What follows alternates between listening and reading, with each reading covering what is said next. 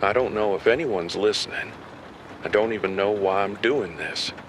Maybe I just need to hear something other than my own breathing, or maybe I've been underground too long. The emergency transmitter has been sitting in the corner of this room for months. I found it in an old employee locker, buried under dust and useless paperwork. Couldn't tell you why I picked it up, why I bothered prying off the back panel and digging through my supplies for wires and batteries. It's not like I expected to hear anything. The world ended. Who the hell would still be broadcasting? But I kept it anyway. Carried it with me. Left it on a shelf, untouched, while the days blurred into weeks, into months. Today, I turned it on. And now, I'm talking into it, half expecting nothing but static to answer me back. Maybe I've lost it. Maybe I was always going to end up like this, just another ghost rattling around in the dark, talking to no one. But if someone is out there, if anyone's still breathing on the other side of this frequency, I guess I should start from the beginning. My name is Clyde, and I used to be an urban planner. Worked for the city, spent years buried in blueprints, mapping out roads, subway lines, infrastructure. Trying to make things run a little smoother. I knew every shortcut, every hidden maintenance tunnel, every forgotten passage. Thought that knowledge made me important. Turns out, it just made me a rat in a maze when the world went dark. Back then, everything felt permanent. The morning commute, the 9-to-5 grind, the weekend grocery runs. People worried about traffic, taxes, deadlines. No one thought about the end of the world. No one really believed in it, not the way you do when you see the dead tearing people apart in the streets. It all happened fast. One day, the news was full of warnings. The next, there was no news. At first, people didn't understand what they were seeing. Reports of violent attacks, emergency broadcasts telling everyone to stay inside. Then, the power grid started failing. Grocery stores emptied overnight. Hospitals overflowed. People still thought it was temporary, that someone would step in and fix it. I remember looking out my window one night and realizing how wrong we were. The skyline wasn't the same. Fires burned where buildings should have been. Sirens had stopped wailing. The city wasn't sleeping, it was dying. I stayed in my apartment as long as I could, rationing food, hoping things would stabilize. They didn't. At first, I thought the worst of it would pass. Power outages, riots, military lockdowns. None of it felt real yet. The news kept saying help was coming, that the government had protocols in place. But then the broadcast stopped. The screens went black. The sirens outside faded, and the city fell silent. Not the kind of silence that comes in the dead of night. The kind that means something is wrong. I told myself to wait, that if I could just hold out long enough, someone would take control of the situation. But the streets emptied of the living. Only the dead remained, wandering and hunting. The first time I saw them up close, I knew there was no coming back from this. I was watching from my window. A man was running, fast, but not fast enough. One of them tackled him to the pavement, pinned him down. He screamed for help, clawed at the asphalt, kicked wildly. It didn't matter. The thing on top of him was stronger, heavier, didn't stop. The way it tore into him, there was nothing human about it. No hesitation, no instinct to kill quickly, just tearing, chewing, feeding, and when more of them came, there was nothing left of him but red. I stopped looking after that, kept my curtains drawn, stayed away from the windows. But the sounds never went away. The dragging of feet on pavement, the distant wails echoing between buildings. I tried to pretend they weren't there. I lasted longer than most. Rationed my food, stretched out every can, every stale cracker, measured water in careful sips. But survival isn't just about food, it's about hope. And every day I had less of it. When my food ran out, I had a choice. Stay and starve, or go out there and die faster. I didn't choose either. I went down instead. The subway tunnels had always been a second city beneath the streets. Most people didn't think about them, just used them to get from one place to another. But I knew them better than most. I knew which tunnels connected, which maintenance doors led to supply caches, which old stations had been abandoned for decades. It wasn't just about knowing the layout. It was about control. The streets belonged to the dead. Out there, I'd be exposed. No walls, no barriers, nothing but my own 2 feet between me and them. But the tunnels, they were built to be contained, sealed off when necessary. If I needed to, I could lock myself away, cut off every entrance, and disappear. That's where I am. The first few weeks were about survival. Finding food, securing shelter, figuring out how to avoid the infected that sometimes wander down from the surface. It isn't completely safe, but was safer than being topside. No open streets, no windows for things to crawl through, just concrete and steel. Down here, time doesn't work the way it used to. No sunrises, no sunsets, just darkness stretching forever. I sleep when I'm tired, eat when I can, walk when I need to scavenge. I set up in an old maintenance room, locked doors, one way in, one way out. Supplies scavenged from vending machines and storage closets. It's been so long since I've seen another person. I don't even know how many months anymore. It's most been just me, the dark, and the sound of my own breathing. That's why I now talk into the void. Maybe it's to keep myself sane.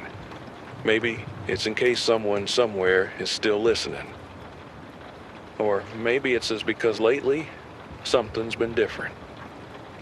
I'm not talking about the biters, it's something else. I keep hearing things. Not just the usual tunnel echoes, not the distant shuffling of the infected that get lost down here. Something else. A sound I can't quite place.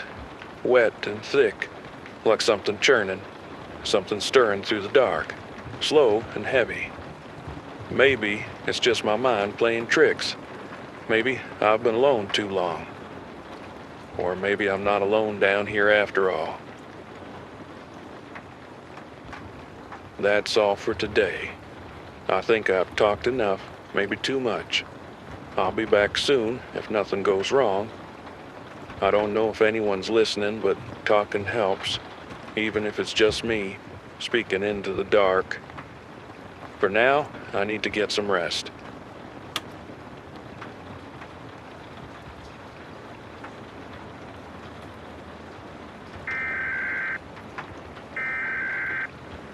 Another day, another broadcast into the void. Maybe someone's out there, maybe not, but talking helps. Gives me something to hold on to.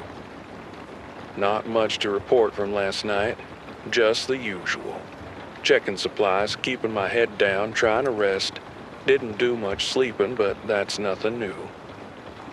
I've been thinking a lot today about the past, about everything I took for granted. I didn't appreciate what I had until it was gone. The simple things, walking through a crowded street, hearing the distant hum of conversation, sitting in a cafe with strangers. I never realized how much life surrounded me at all times. how much warmth there was in the noise, in the presence of people, even ones I didn't know.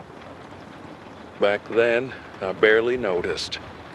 Too caught up in the daily grind, too busy thinking about what came next. If a train was late, if my coffee order was wrong, if some guy on the sidewalk walked too slow, it felt like an inconvenience, an annoyance. But those were the problems of a world that worked, a world where life still had structure.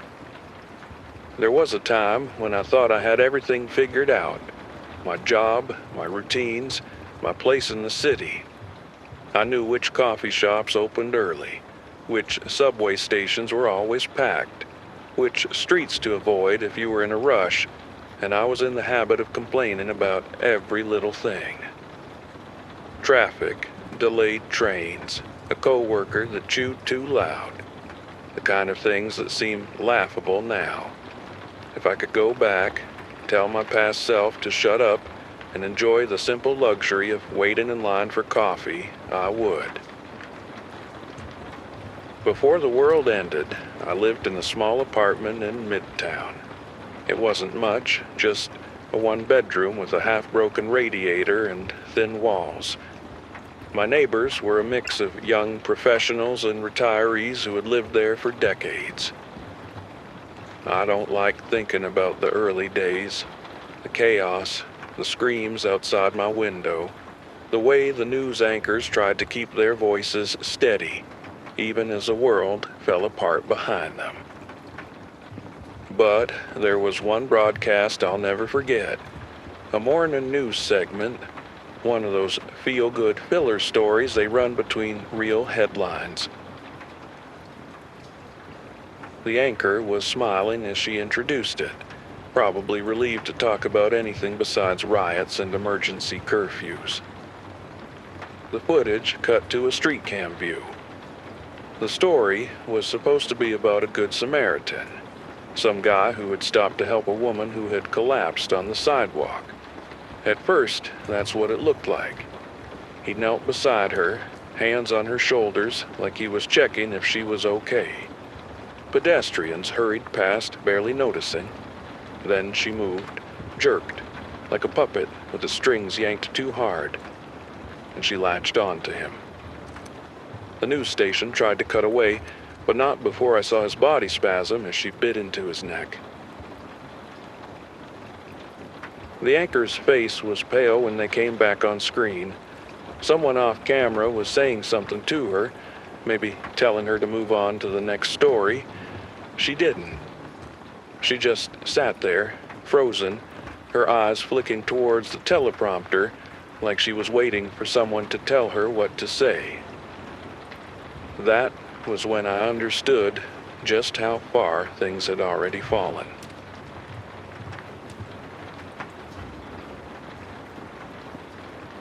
Just a few weeks later, when my food supplies dwindled, I had to leave my apartment.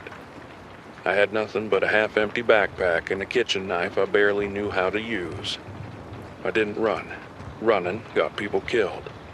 The infected were drawn to sound, to movement. If you ran, they chased. If you made noise, they came. So I walked. Carefully, slowly. The front doors had been barricaded at some point, tables, chairs, even a vending machine shoved against the glass. But it hadn't been enough. The barricade was broken now. Splintered wood and twisted metal pushed aside like it was nothing. Stepping outside felt like stepping onto another planet. The city was unrecognizable. Cars sat abandoned in the middle of the road, doors hanging open, some crashed, some burned. The asphalt was cracked, littered with broken glass, bloodstains, things I didn't want to look too closely at. Storefronts had been looted, their windows shattered, shelves ransacked. A grocery cart sat tipped over near the curb, cans of food spilling onto the sidewalk left behind in a hurry. And there were bodies. Some were still, while some weren't. I didn't stop to check which was which. I had a plan. The subway tunnels. Most people avoided them after the outbreak. Too dark, too enclosed, too many places to get trapped. If something followed you down there, you had nowhere to run, nowhere to hide. But I knew them better than most. I knew which lines had maintenance access, which tunnels led to forgotten service corridors, which stations had been locked up and abandoned years ago. I knew how to move unseen, where to slip through emergency doors that most people never even noticed. That knowledge kept me alive. Getting there was the hard part. The subway entrance was just a few blocks away, but every step felt like a risk. I kept to the sidewalk, ducking behind cars, watching the shadows stretch long across the pavement. Every distant sound made my pulse spike. Metal creaking, glass shifting under the wind, the low, wet noise of something feeding. The entrance had once been cordoned off, bright yellow tape, warning signs, a desperate attempt to keep people out. It was torn down now, trampled into the grime-covered steps leading underground. The first time I went down here, it was overwhelming. The air was thick, damp, filled with the scent of rust and decay. The emergency lights were long dead, leaving only darkness. My footsteps echoed, too loud, bouncing off the walls in strange, uneven patterns. For a moment, I thought about turning back. The tunnels felt wrong in a way I couldn't explain. Like I wasn't supposed to be there, like something was waiting in the dark. But the streets weren't safe. And down here, at least, it was quiet. Safer than the world above. I've been living here for months now. I know these tunnels like the back of my hand. The twists and turns, the maintenance routes, and even the places where the ceiling drips like it's always raining underground. I only go to the surface when I have no other choice. When I'm desperate for something I can't find down here. Medicine, batteries, or food when my supplies run low. Each trip is a risk, a gamble with my life, but I plan them carefully, in and out, fast, quiet, unseen.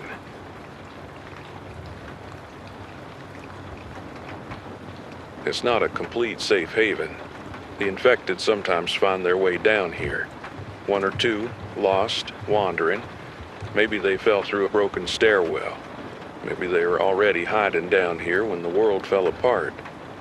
It doesn't matter. Lately, I've been encountering fewer of them down here in the tunnels, and I count that as a blessing. I take care of them myself. A crowbar or a baseball bat, they do their job well enough. Silent and efficient. I used to flinch, hesitate, tell myself they were still people. That didn't last long. For now, as far as I'm concerned, this is the safest place left. Though there's one thing that's been bothering me lately. I keep hearing something. Not often. Just every now and then when everything else is silent. A noise I can't quite place. Like something wet and thick shifting through the tunnels. A low, churning gurgle that seems to stick to the air. A sound I've never heard before. It's different. Maybe it's just the rain seeping through the old tunnels, water moving through rusted pipes, echoing strangely in the dark. Or maybe it's just all in my head. Anyway, there's no one other than me who can confirm it. I'll have to check it out. But that's a problem for tomorrow. I need to rest while I can. Sleep never lasts long down here, but it's enough to keep me going. I'll talk again soon, to whoever's listening, if anyone is.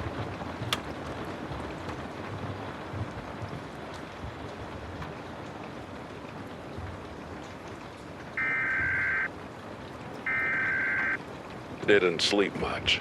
Nothing new there. Figured I'd turn this thing on again, keep talking, maybe it helps, maybe it doesn't. I was thinking last night about the last time I spoke to a real, living, breathing person. Not just their voice on a recording, not just a memory. An actual person, standing right in front of me. It's been months, feels longer. I met them during a supply run, had to go topside for medical gear, painkillers, antibiotics, anything useful. The city was worse than I remembered. More rot, more bones, more of them. I was picking through what was left of a pharmacy when I heard voices, whispered, careful. Not the guttural moans of the infected, not the frantic, panicked breaths of someone running for their life. I wasn't alone. They saw me first, stepped out of cover with weapons half raised, eyes hollow from exhaustion, suspicion. A group of 5. 2 men, 2 women, a kid who couldn't have been older than 10. None of us spoke at first, just stood there, watching, waiting to see who would flinch. Then one of the men lowered his gun. The others followed. We shared supplies, stories, only stayed together for an hour, maybe 2, long enough to know we weren't a threat to each other. They had been holed up in an apartment building, reinforced doors, covered windows, food stockpiled for months. They thought they were safe, thought they could wait it out. Until the infected learned. One day, the dead started hitting the door. Not just wandering into it, hitting it over and over, like they knew there was something inside, like they could smell them. Then one of them picked up a brick. It took hours, but they broke through, tore the place apart. The group barely made it out. They weren't looking for safety anymore, just running. I just hope that wherever they are, that they are safe. There was another guy I met way back during my supply runs. And you might laugh at this, but he truly believed he was immune. I remember the way he said it, standing there in the half-ruined pharmacy, rolling up his sleeve to show me the bite on his arm like it was some kind of miracle. 2 weeks, he told me. Still me. No fever, no turning. I'm different. He was so damn sure. And I wanted to believe him. Maybe not because I thought he was right, but because if he was, then maybe there was hope. Maybe this thing wasn't a death sentence. Maybe there was a future where we weren't just waiting to die. I told him where I was staying. Told him about the tunnels, the maintenance rooms, the safe places beneath the city where the dead hadn't overrun yet. And he came with me. His name was Eric. Mid-30s, scruffy beard, used to work in construction before all this. Knew how to patch up walls, reinforce doors, useful skills in the world we were living in. I thought maybe it would be good to have someone else down here. At first, everything seemed fine. We talked, shared what little we had, and for the first time in a long while, I didn't feel completely alone. But then, on the 3rd night, his body started burning up.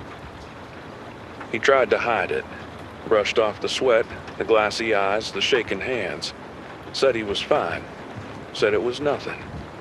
I wanted to believe him. But I've seen it happen before. The way it starts small, just a little heat behind the eyes, a little dizziness. Then comes the confusion, the exhaustion, then the hunger, the kind that twists inside a person. By the 4th day, he could barely stand. By the 5th, he wasn't Eric anymore. I had to do it. My first time. Someone who wasn't just a nameless corpse in the street, not a stranger I could turn my back on and walk away from. I had to do it, and I had to do it alone. I told myself he was already gone, that I wasn't ending him, just what was left, that if it had been me, I'd want someone to do the same. But it didn't make it easier. It didn't make the silence afterward any quieter. It didn't make me feel any less alone. I stopped hoping, stopped believing, but I wish I hadn't, even with the risk, because now it's just me. Me, the darkness, and the silence. The only thing piercing the silence today was that same noise. It was louder today. I tried to ignore it at first, pretend I was imagining things, but I wasn't. It was real, and worse than before.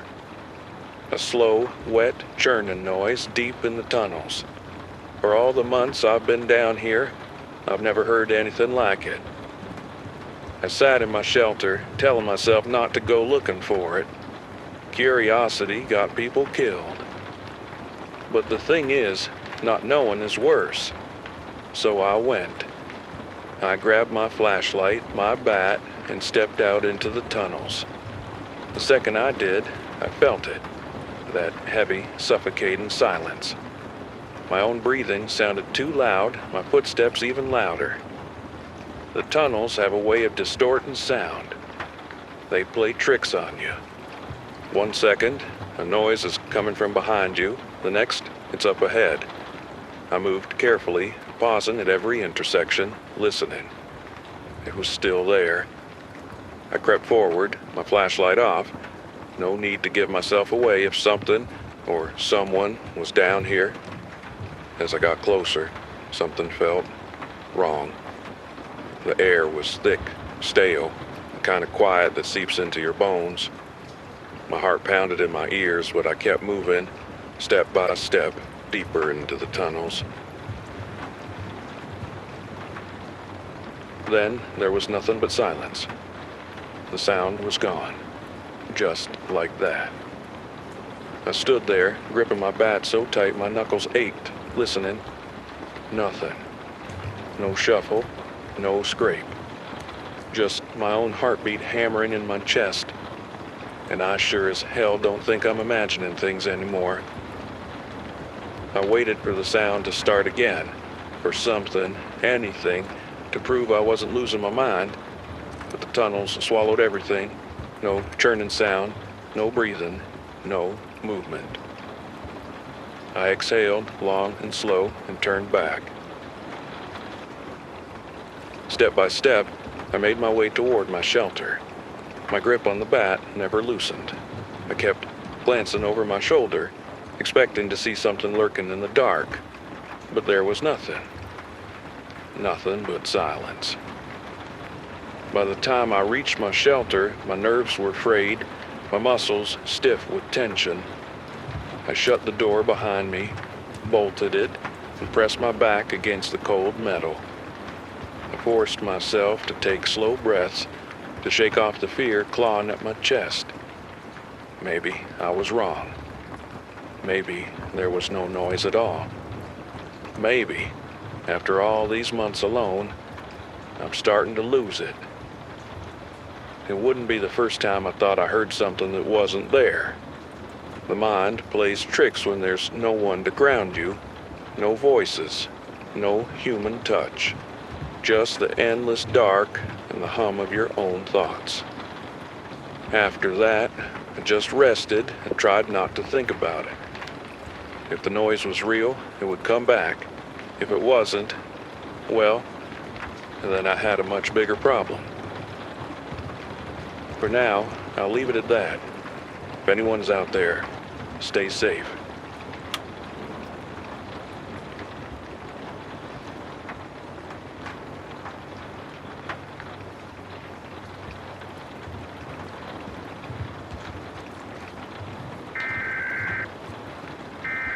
This is Clyde again.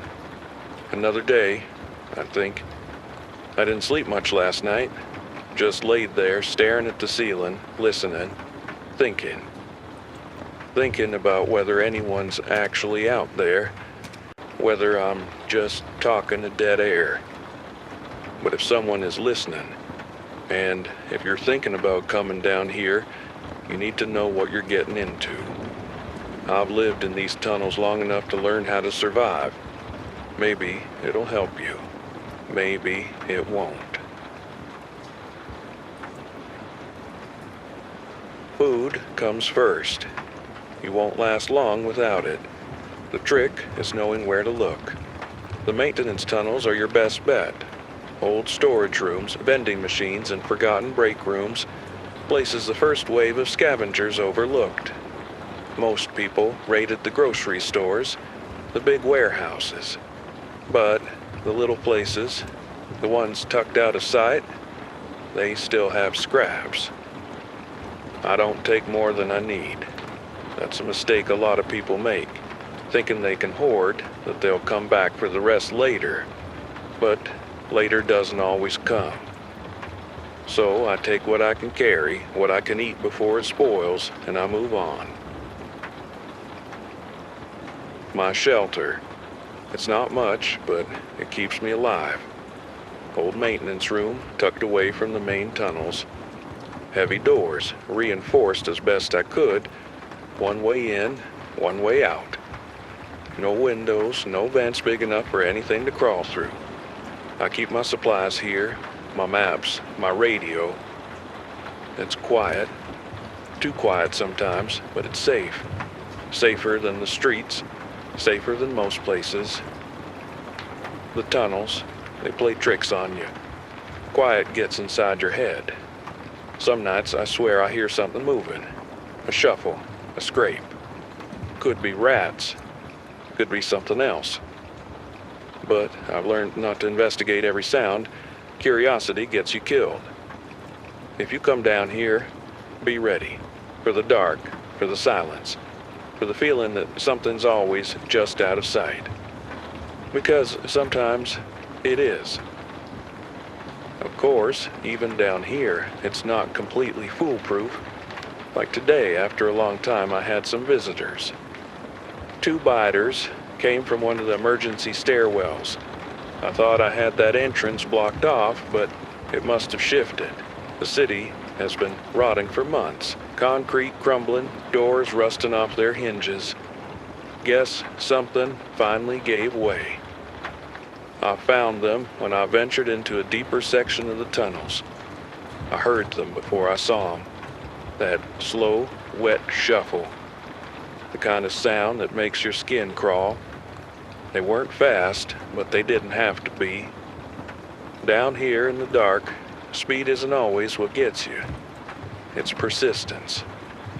I dealt with them, crowbar to the head. It's messy, but it works. The first one went down easy. The second one, not so much. Used to be a big guy, had some weight on him, took more swings than I liked. I hate getting that close. Hate the way they don't even react. No fear, no pain, just this mindless hunger. Like they don't even know they're already dead. I barricaded the stairwell again. It'll hold. For a while.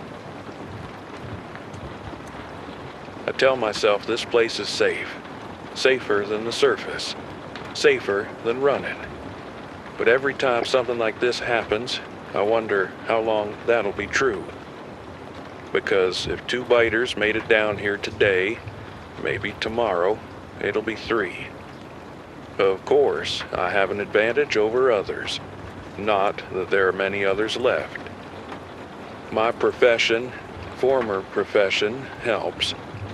As an urban planner, I've spent years studying this city, mapping it out, knowing every street, every alley, every underground passageway, the subways, the maintenance tunnels, the storm drains, places most people never thought twice about. I also had a hobby, flying helicopters.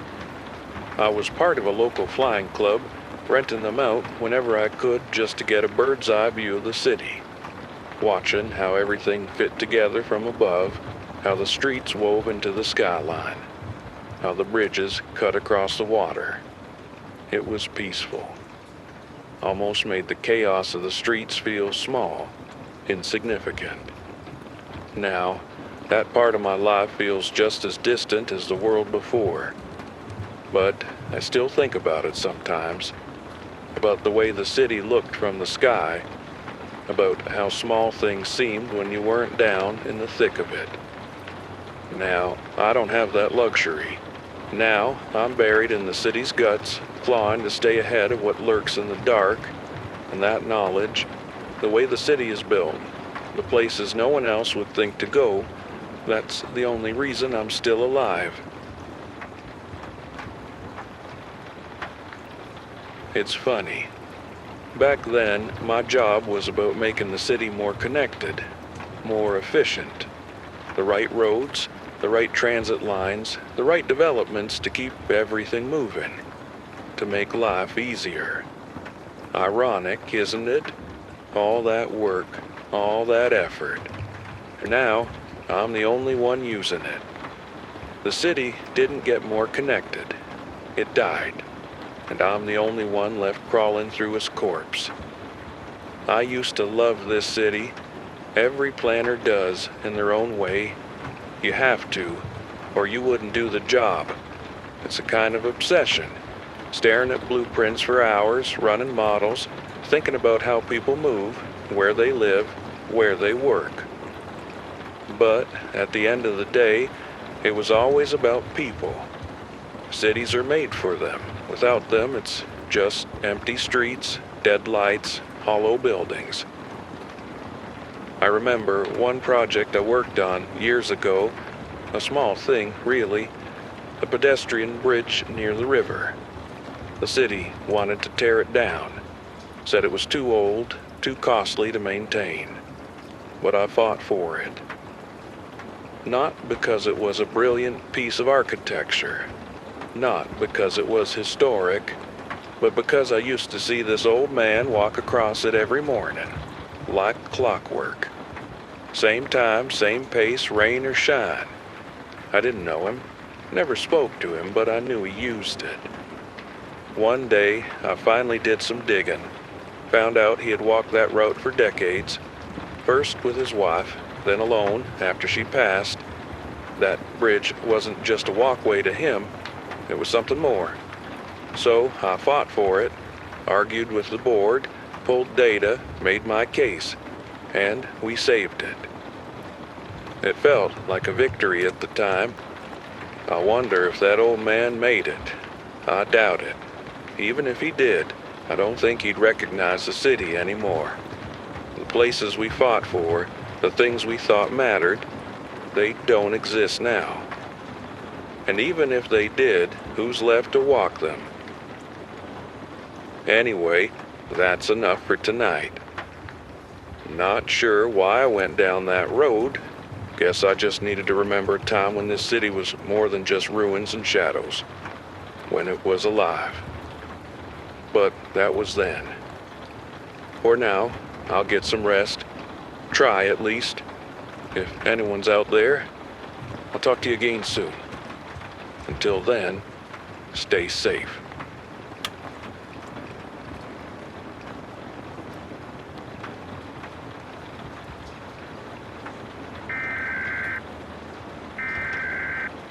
I heard it again. The noise. Closer. I wasn't going to go looking for it again. I told myself that last night, that it was nothing, that I was just tired, that my mind was playing tricks on me. I should have left it alone. But when you hear something enough times, it gets under your skin. Starts itching at the back of your skull. It doesn't matter how much you tell yourself to ignore it. You know it's there. So I followed it. Again. Step by step. Deeper into the tunnels, trying to move quiet, trying to keep my breathing steady. I don't even know how long I walked. The sound would be there, just ahead, just around the next bend, and then gone. Dead air, like something knew I was coming. And that's when the doubt crept in again. Maybe it was in my head. Maybe I really am starting to lose it. Wouldn't be the first guy to crack under isolation. I was about to turn back when I realized where I was. The spot where I killed the 2 biters yesterday. I usually dispose of them after finishing them off, but I had been too exhausted yesterday and left them there. They should have been there. Bodies sprawled out where I left them, but they weren't. No drag marks, no blood trails leading away, just an empty space where they should have been. I know what you're thinking. Maybe someone else came through, took the bodies, but no one else comes down here. Not anymore. Not for months. And even if they did, why take the dead? My gut twisted, and for the first time in a long time, I felt something worse than fear. Because something down here moved them. And it wasn't me. Where the hell did they go? Did I imagine it? That's the question that's been clawing at my mind ever since I got back. I keep telling myself that stress does things to people. The dark plays tricks on the eyes. The silence warps the mind. I've been alone down here for months. Maybe I just thought I saw what I saw. But that's not how it works, is it? You don't just imagine 2 dead bodies vanishing into thin air. Unless I was wrong about killing them in the first place. Unless I missed something. I've been playing it over in my head, trying to find a crack in my own memory. Maybe I didn't hit them hard enough. Maybe they got back up. An idea sends a shiver through me. But that's how it is with the biters, right? You think they're down, but unless you take out the brain, there's always a chance. Except no, I know they were dead. One had its skull practically caved in. The other's neck was twisted too far to be natural. I know what I saw. And I know they were still there when I walked away. So where the hell did they go? I hate that my brain is trying to find the safe answer, the logical one.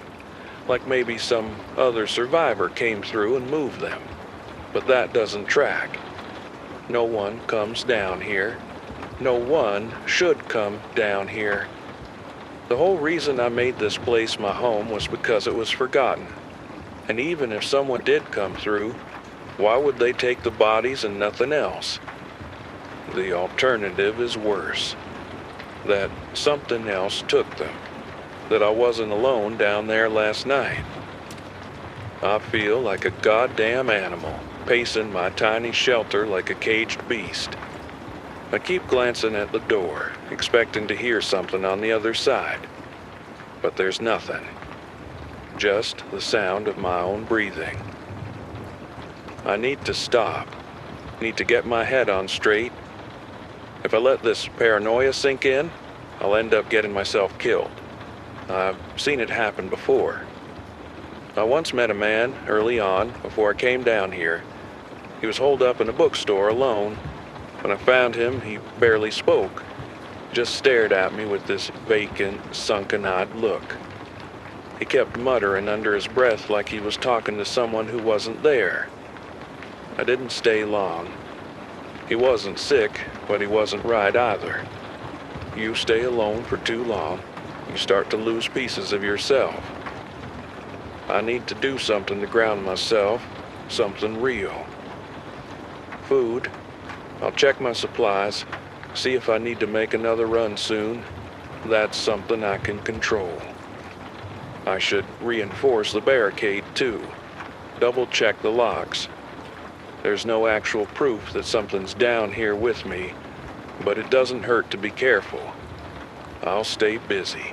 Keep my hands working so my brain doesn't turn against me.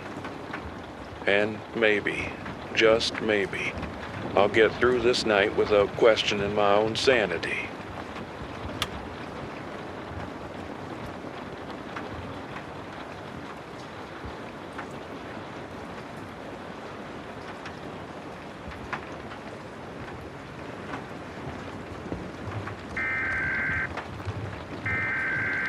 didn't mean to sleep the whole day, but I guess my body had other plans. I worked through the night, checking every lock, reinforcing the barricade, anything to keep my mind busy. But at some point, exhaustion won. I must have sat down just to rest my eyes, and next thing I knew, I was waking up to total darkness again. No sense of time, no sun to tell me how long I'd been out, but my body feels lighter, my head clearer. Maybe I needed that more than I realized. Still, there's no getting round it. My food supply is running low. I've been stretching what I have for as long as possible. Canned goods, ration bars, a few things I salvaged from vending machines when I first came down here. But nothing lasts forever. And if I'm being honest, I've been avoiding a run topside. Not just because it's dangerous, but because I don't want to see what's left. But tomorrow, I won't have a choice. Tonight, though, I'll let myself have one last moment of stillness. Maybe that's why I'm talking to you now. I feel better than I did yesterday. Still uneasy, but not on the edge of unraveling. A little rest can do that. I learned that early on. There was this guy I met once in a parking garage of all places. I was raiding an old gas station, picking through whatever was left when I heard movement. I thought it was a biter at first, but no, it was him. He was holed up in an old sedan, bundled under layers of jackets and blankets like a damn hermit. When I knocked on the window, he nearly took my head off with a crowbar. After things calmed down, he told me a story. Said he'd been awake for 3 days straight, convinced that if he slept, something would get him. He looked half dead already, sunken eyes, shaking hands, paranoid out of his mind. I told him the same thing I tell myself now. Sleep doesn't make you weak. It keeps you human. He didn't believe me. The next time I passed through that area, the car was empty. Driver's side door hanging open. Blood smeared on the pavement. I don't know if the lack of sleep got him killed or if he just ran out of luck. Either way, I never saw him again. So, yeah, I guess I should be grateful I slept today, even if it cost me time.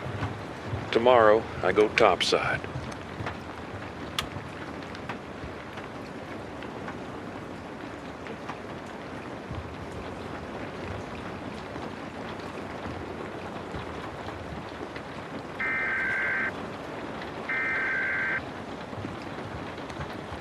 I'm afraid, legitimately afraid. I don't scare easy. I've survived down here for months. I've scavenged, fought, built a life out of the ruins of the old one. I thought I had this place figured out. I thought I was safe. I was wrong. The supply run went fine. Better than fine. I found everything I needed. Canned food, batteries, even a couple of medical supplies. I felt good. That kind of good that comes when you let yourself believe for just a second that things might be okay, that you've got this under control. Then I came back, and my shelter was wrecked. Not just disturbed, not just rummaged through like some scavenger had broken in. It was torn apart. I stood in the doorway for what felt like an hour, just staring, trying to make sense of it, trying to convince myself that I wasn't seeing what I was seeing. My supplies, my maps, my notes, scattered. My bedding overturned. The metal shelves I had stacked against the walls knocked over. It looked like a storm had torn through, or like something had gone through it deliberately, tearing apart everything in its path. At first, I thought maybe another survivor had found me. Maybe they were desperate. Maybe they'd taken what they needed and moved on. But then I saw the door. It was dented, bent inward in places like something had pressed against it. Not smashed open, but forced, the metal warping under slow, steady pressure. And stuck to it, smeared around the edges where the thing had pushed, was something else. A thick, rubbery pus, blackened and red, clinging to the steel like tar. It was dried in some places, crusted over, but still wet in others, oozing down in slow, viscous trails. The sight of it made my stomach twist. I crouched down, staring at it, my breath coming slow and shallow. What the hell was I looking at? Blood? No. Too thick, too dark. Some kind of infection? Maybe. It had that sickly, congealed look like pus leaking from an open wound. But from what? The biters didn't ooze like this. They rotted, they bled, but this was different. I reached out, stopping just short of touching it. Was this from whatever tried to get in? Did it wound itself, forcing against the door? Or was this something else? A secretion, a byproduct. The thought sent a chill down my spine. I checked everything. My radio still works, but that's the only good news. My supplies are scattered, but nothing is missing as far as I can tell. If this was a scavenger, they would have taken the food, the batteries, the things that actually matter. So, what does that mean? That whatever did this wasn't looking for supplies. It wasn't taking anything. It was just trying to get in. Or maybe it was leaving something behind. I'm not safe down here. I thought I was, but I'm not. I packed what I could, grabbed my bat, and left. Found another maintenance room, smaller, more hidden, not as reinforced as my old place, but for now it'll do. For now, it's what I have. But this changes everything. I keep thinking back to the past few nights, to the noises. The way I told myself it was just my imagination, just the tunnels playing tricks on me. I was wrong. Something's down here with me. I should go back topside. I should leave before it finds me again. But I can't. Not yet. I saw the streets during my supply run, and they aren't empty. The dead haven't thinned out. If anything, they've grown. More of them, more organized. I watched from a rooftop as a group of them tore through a grocery store I was planning to check. But this wasn't the mindless stumbling I remember from the early days. They weren't just wandering. They weren't just looking for food. They were hunting, moving together, responding to sound, to movement, like a pack of animals that had learned a new way to stalk prey. Going back up there would be suicide. Down here, at least I have walls. I have places to hide. I know these tunnels better than anyone. And maybe, just maybe, I still have a chance to understand what's happening before it's too late. Because something is changing. I can feel it. The dead are different now. The ones topside. The ones down here. It's not just survival anymore. It's something else. Tomorrow, I have to figure this out. I have to find out what's been in my shelter. Because if I don't, I might not get another chance.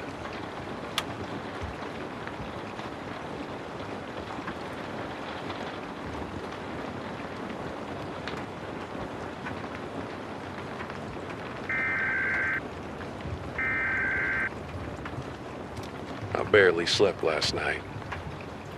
Every noise, every shift in the air had me snapping awake, gripping my bat so hard my fingers went numb.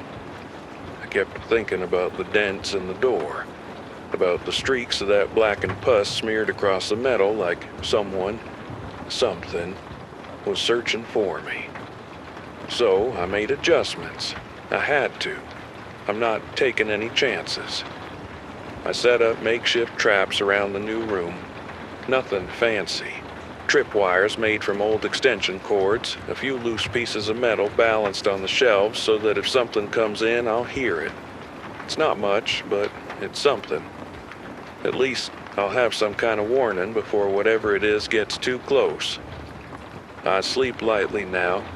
Not that I ever slept well down here, but this is different. Every time my eyes shut, my mind plays tricks on me. I hear phantom noises. I imagine something creeping just beyond the edges of the darkness. I tell myself it's just paranoia, but I know better. I know something is watching. And it's not just fear. It's a feeling I haven't had in a long, long time. A kind of unease that crawls under your skin, that makes every second feel stretched too thin, like you're standing on the edge of something awful, and you know it's about to break. And it's not just fear. It's that kind of wrongness you can't shake. A slow, creeping dread that makes the air feel heavier, makes time stretch too thin, like you're standing in the quiet before a storm, knowing it's coming, but not knowing when it'll hit. The last time I felt this way was before the outbreak, before everything collapsed. It was the day my grandfather died. He raised me alone, a stubborn old man, hands calloused from decades of work, eyes sharp even when his body started to slow down. He never talked about dying, never admitted when something hurt. But I knew. I could see it in the way he moved, in the way his hands shook just slightly when he gripped his coffee cup. I kept telling myself I had time. Maybe years, maybe less, but time. Then, one morning, I woke up and something felt off.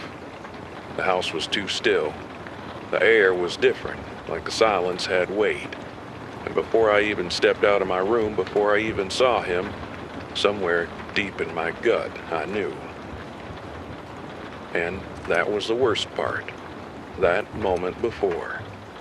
When you know something's wrong, but you haven't seen it yet. Haven't confirmed it. When you still have that tiny fleeting hope that maybe you're wrong. I wasn't wrong. And now I feel it again. That same awful, sinking certainty. Something is here. I don't know what. I don't know how. But I need to figure it out before it's too late.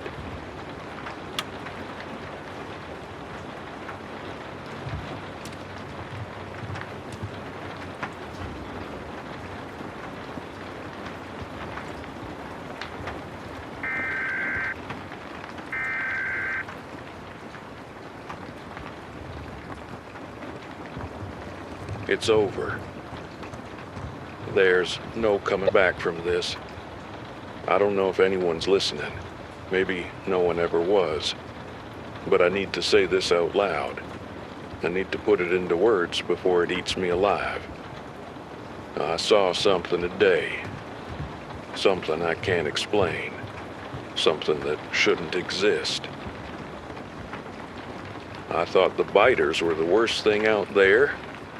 I thought I understood what this world had become. But I was wrong. Dead wrong. What I saw today, I don't even know how to describe it. My brain keeps trying to make sense of it, keeps trying to twist it into something familiar, something logical. But there's no logic left in this world. I was out, checking my traps, making sure nothing had wandered too close while I slept.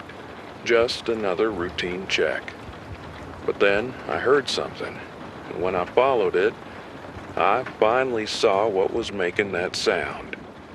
I've seen people torn apart. I've seen the dead get back up. But this was different. This was worse. When I heard the noise again today, I couldn't ignore it anymore. So I grabbed my flashlight, tightened my grip on my crowbar, and followed. The tunnels were darker than usual that night. My flashlight cut through the black, but it felt like the darkness swallowed the beam faster than before. I'd been walking for almost an hour. I couldn't remember the last time I'd gone this deep following this route, if at all. But then, as I turned a corner, I noticed something strange. Something was sticking to my body. At first, I thought it was mold, the kind of damp rot that creeps along old tunnel walls. But when I shined my light on it, I realized it wasn't mold at all. It was the same thing I'd found in my shelter. The pus. Thick, rubbery streaks of it, blackened and red, smeared across the corridor, clinging to the walls and ceiling like webbing. Then I heard the noise again. But this time, I knew I was close. So close that it wasn't just a sound anymore. I could feel it. A deep, sickening vibration that crawled up through my feet and into my bones. My chest tightened. Every instinct in my body screamed at me to turn back, to run, to pretend I never came this far. It wasn't just the best option. It was the only option. But I had to know. So I kept moving. The webbing here was much thicker than the strands outside, dense, layered, and unnervingly strong. It clung to the walls like muscle sinew, stretched taut over the tunnel's surface, pulsating slightly as if it were alive. I reached out with my crowbar, prodding one of the strands. It didn't snap like I expected. Instead, it bent, resistant, before slowly pulling back into place like something organic. That's when I saw the bodies. A shiver ran down my spine. This wasn't just some leftover nest or random decay. Something designed it to hold its prey. Above me, the ceiling was lined with cocooned bodies suspended in thick strands of webbing. Some looked dead, but some were alive. Most were biters who twitched in their cocoons, their limbs jerking in unnatural spasms. Others were still rotting in their webbed prisons. But the worst part, the part that made my skin crawl, were the ones hanging higher up. I swear some of them were still human. I couldn't say for sure, not with only the dim beam of my flashlight cutting through the dark. But something about the way they moved, the way they struggled, sent ice through my veins. My breath hitched as my mind raced with one single unbearable thought. What kind of abomination could do this? I moved forward anyway, slow and careful. I crept through the tunnel, weaving through the hanging bodies, stepping over the congealed pools of blood beneath them. Then something shifted in the darkness ahead. A large, heaving mass. A shape, barely visible beyond the reach of my flashlight. I raised the beam, and then I saw it. A creature. Not a biter, not an animal. Something else. It was crouched low on all fours, its elongated limbs splayed outward, the joints bending at angles that shouldn't be possible. Its massive body was hunched, bulging grotesquely, like some horrific, hairless spider, its flesh stretched too tight over its grotesque frame. It skittered slightly when it moved, but it wasn't quick. It didn't have to be. Its skin was slick and rubbery, like that of a diseased amphibian, but broken in places where hardened, blackened flesh cracked along its limbs and back. The parts that weren't smooth were rough and plated, like scarred over wounds or the hardened exoskeleton of an insect, but unfinished, incomplete. And its belly. God, its belly. Where its stomach should have been, there was a gaping, circular mouth lined with rows of jagged, uneven teeth. The surrounding flesh wasn't still. It writhed and pulsed, muscles tensing and stretching, like something inside was still being crushed and broken down. Below the mouth hung a swollen sack of bulging flesh, shifting as if something inside was struggling. From within came a deep, wet churning, thick and gurgling, the unmistakable sound of digestion in progress. But then the thing stiffened. Then its head lifted, and it turned to me. It had heard me. It knew I was there. My breath hitched. My heart slammed against my ribs. I was frozen. And for the first time in a long, long time, I felt trapped. The only thing I could do then was run. I didn't think. I didn't plan. My body just moved. The creature let out a deep, wet exhale behind me, a sound like air escaping a punctured lung. Then it lurched, not like the biters, not like anything I'd seen before. It moved fast, despite its hulking mass, those grotesque limbs scrambling over the tunnel walls like an insect. Its elongated limbs hooked into cracks, its movements jittery but unnervingly fluid, like something that had never belonged in a human shape to begin with. Its distended belly sagged and shifted, sloshing like a sack of rotten meat. I forced myself to move faster. I wasn't even sure where I was running. My mind was locked in a single primal thought: get away. The tunnels blurred past me. Sections I had memorized, places I had scouted and mapped. But now, in the chaos, they all felt foreign. The thick, black and red webbing still clung to the walls, stretching in thick sheets across certain passages. I stumbled, barely catching myself as I ducked beneath a mass of it, the sticky fibers clinging to my clothes, slowing me down. Then I fell. I risked a glance over my shoulder, and, Jesus Christ, the creature was tearing through the tunnel, climbing along the walls as easily as it moved along the floor. Its massive, bulbous form shifted and compressed, its grotesque limbs splaying outward like a spider scrambling after prey. It wasn't just chasing me. It was hunting me. I sucked in a breath, my lungs burning, my legs screamed. I could feel my stamina draining, the desperate need to stop creeping in. But I couldn't. I needed a plan. I needed an escape. And then I remembered. The last resort, a place I had avoided, locked away in the back of my mind because I never thought I'd have to use it. The floodgate chamber. It was a desperate, insane idea. But desperate, insane ideas were all I had left. The floodgate chamber wasn't far. I'd found it early on, during my first weeks down here, an old abandoned section of the tunnels where the maintenance teams used to control water flow. Most of it had been sealed off years ago, but the infrastructure remained.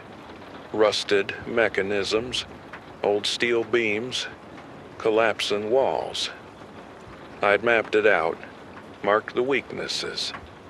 If by any chance a horde of biters ever cornered me down here, I'd told myself this would be the place to make my last stand. I sprinted into a side tunnel, my boots skidding over loose gravel. The air grew damp, the scent of mildew thick in my nose. I pushed forward, my mind screaming for me to keep moving. The creature didn't slow.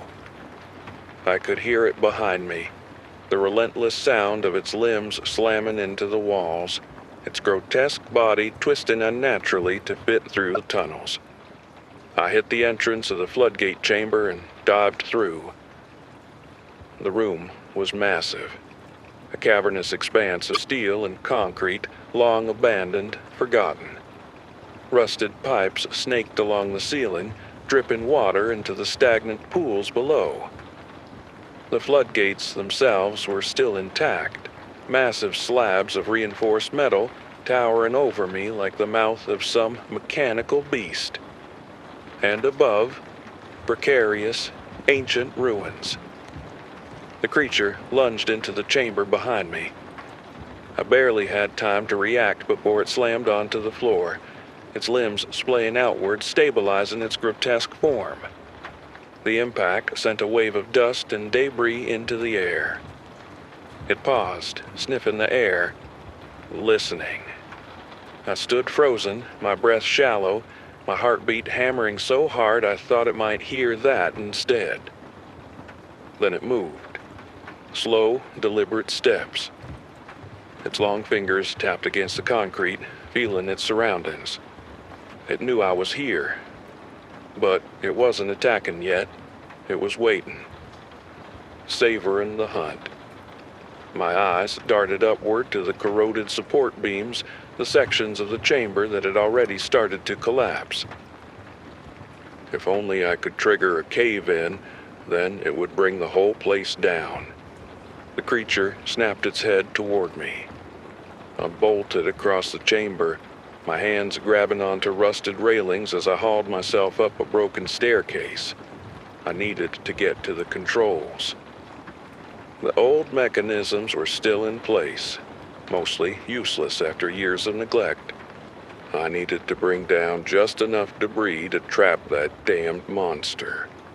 The creature let out a guttural, unnatural sound from below. I risked a glance back.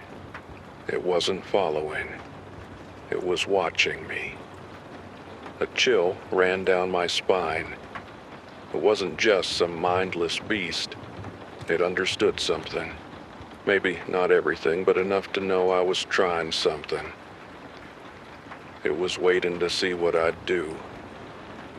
I gritted my teeth, forcing my shaking hands to move faster. I reached the control panel, a rusted, barely functional mess of levers and switches. I didn't need it to work. I just needed the right mechanism to fail. I grabbed my crowbar and jammed it into the weakest part of the structure. Then I pulled. A groan echoed through the chamber as the metal bent. The creature reacted instantly. It moved.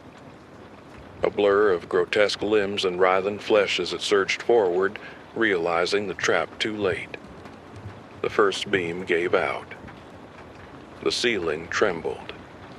The creature shrieked, its inhuman wail splitting through the air as it tried to lunge, but the floor beneath it buckled, the chamber giving way. And then, everything collapsed. The ceiling caved in, tons of steel and concrete slamming down onto the creature in a deafening roar. Dust and debris exploded into the air, choking the space with a thick, suffocating fog. I threw myself backward, barely escaping as another section of the wall crumbled. Then there was nothing. Nothing but the sound of settling rubble, the slow drip of water from the pipes above.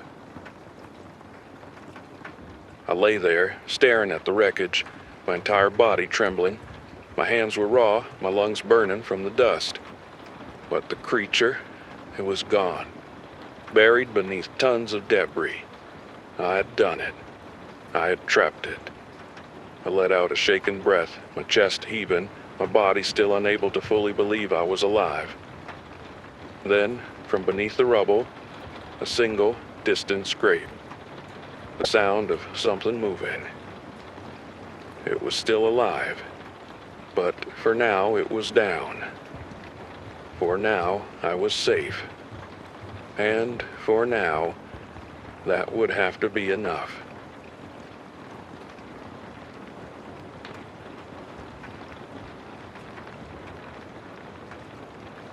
I'm above ground now, where the air doesn't taste like rust and decay, where I can see the sky again.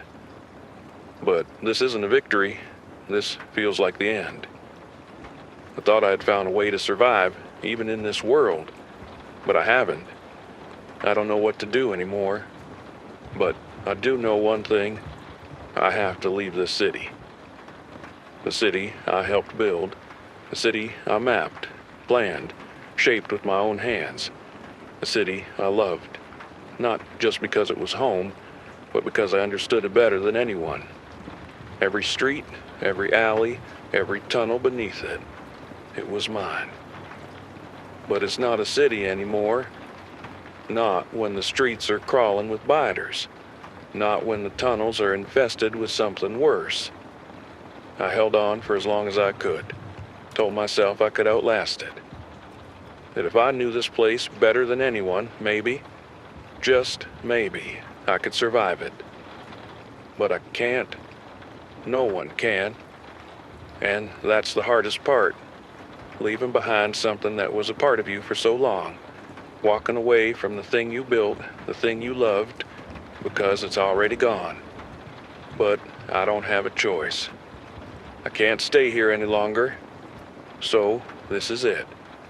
This will be my final broadcast.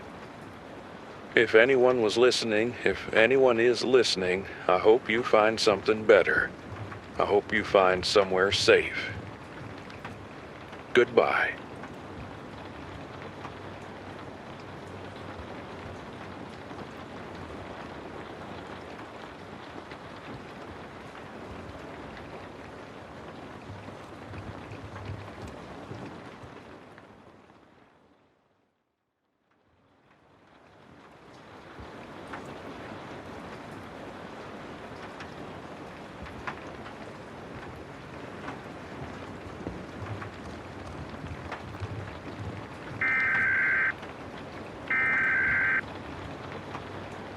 I don't know if anyone is listening.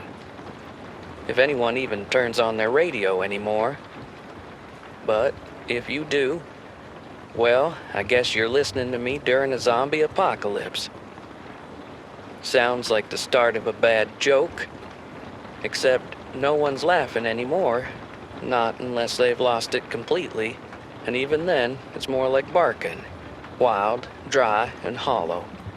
I've heard it. People losing grip doesn't take much. Thing is, before all this, the world was already loud.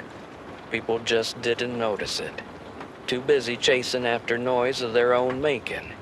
Promotions, paychecks, high rises, self-help podcasts. Everyone wanted to get ahead.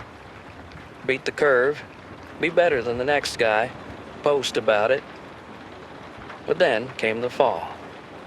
Nobody calls it that, at least not officially, 'cause no one's around to give it a real name. But I like how that one sounds. It makes sense, doesn't it? Everything fell. Systems, cities, pride, and people. I used to watch them from the cracks, the polished ones. Running around in their shiny shoes, holding coffees like they were chalices. Always in a hurry. Always late for something important. I wasn't part of that world. Never really was. I didn't graduate with honors. Didn't start a startup. Didn't own much of anything except a pack of matches, a pair of boots, and enough street sense to disappear when needed. For folks like me, the end of the world didn't come as a collapse. It came as a shift. And now, there's no class, no credit score, no job title to measure your worth. Out here, no one gives a damn where you came from. What matters is how quiet you walk, how fast you run, and whether you know how to stay alive when the sun drops and the wind starts to carry that low, distant moaning. Out here, I'm just another voice trying to reach someone. Maybe you. This tower I'm broadcasting from used to be part of some emergency communication program. Probably had a big name once, like Civic Safety Response Grid or some other bureaucratic noise. Now, it's just steel bones and crumbling stairs. Wind whistles through the window gaps like it's trying to tell me something, and sometimes I listen. There's a massive glass wall here, floor to ceiling, still mostly intact. You can see the city from it. Not the way it used to be. No lights, no movement, except for the slow shuffle of the dead. But it's all still there. The bones of it. I've stood in front of that glass more times than I can count, just staring. trying to imagine how many people once looked out at the same view, never knowing what was coming. There's a helipad on the top. You can still see the faded H under the dirt and bird crap. Probably airlifted someone out once, or tried to. But I never found the chopper. But I did find a flare gun, a twisted stretcher, and 2 suitcases full of clothes that no longer fit this world. Inside the tower is just me. Me and the gear I managed to scavenge. And this mic. The cable's half chewed, and I had to rig the solar panel on myself, but it works. It all works. So I talk. I talk because I figure someone out there still got a radio. Maybe they're holed up in a basement clutching a battery-powered receiver like it's their last thread to something human. Or maybe there's some kid halfway to freezing, scanning channels for voices so they don't feel so alone. I don't know, but I remember what it was like to be found. And maybe if I talk long enough, I can return the favor. The people who lasted this long, they're the ones who weren't seen before. The quiet ones, the ignored, the ones who got used to being invisible. Now, they're the ones still standing. Isn't that something? When a guy like me walked into a room, folks would pat their pockets, double-check their wallets, lock their car doors a little faster.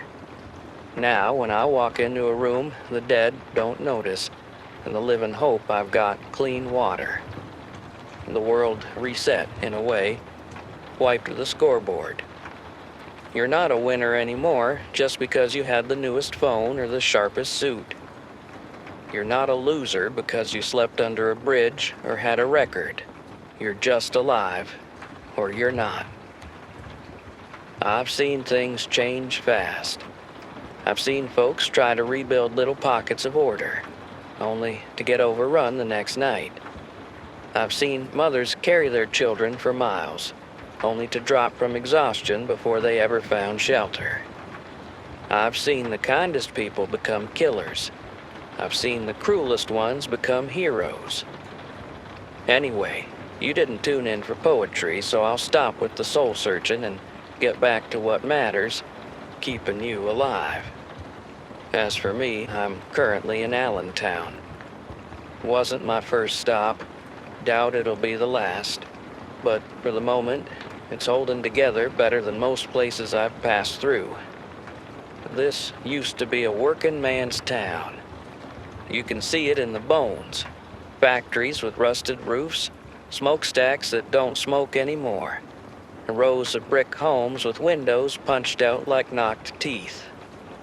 The kind of city where people woke up early, worked late, and didn't have time to complain. Now, there's no one left to complain to. Downtown's mostly gone. Not in the exploded, firebombed kind of way. Just hollow. Storefronts with mannequins slumped behind cracked glass. Dust-covered diners where ketchup bottles are still full. Half the buildings still have lights in them, blinking from backup power or whatever solar junk got bolted on before the collapse. But they don't mean anything now. I keep off the main roads. Too open. Too many eyes, dead or otherwise. I stick to the side streets, duck through alleys. Learned a long time ago to move quiet and think smaller. Don't need to clear a block, just a hallway. Don't need to raid a store, just a drawer. And always check the ceiling. You'd be surprised how often the dead end up above you now. I've got a little routine here. Set up base in this old state-run emergency response tower. Rusted and ugly, but from the top you can see the city sag beneath you, like it's breathing or trying to. I keep my supplies hidden in different spots. Never put all your hope in one bag. There's an old mattress warehouse near 10th that's got clean water barrels behind it. Probably meant for fire safety back in the day. Now it's just liquid gold. I boiled it the first time. Don't anymore. Haven't puked yet, so that's something. I eat what I find. Cans, MREs, rats sometimes. Don't look at me like that. When you get hungry enough, you'll even eat the glue off wallpaper. Nights are cold here. Colder than they should be. Maybe it's the wind coming through the cracked windows. Maybe it's just the quiet. There's something about this city at night. It doesn't just feel empty. It feels abandoned. Like even the air gave up and left. Now, you're probably wondering who I am. I've been talking a while and haven't said my name. I'll get to that eventually. Just know I've been where you are. Cold, alone, wondering if the sun's ever going to rise without something clawing at your door. And yeah, I've made my share of bad choices. Took things that weren't mine. Slept in places that weren't mine. Survived off crumbs and guilt for longer than I care to remember. But when the world ended, all of that got buried under rubble and ash. The city doesn't care what your past looks like. It only cares how long you can keep breathing. So maybe this place isn't worse for people like me. Maybe it's just honest. I'll tell you more next time about who I am and why I talk on the radio. But for now, this is Devin. Yeah, that's my name, Devin. Talking into the dark, hoping it talks back.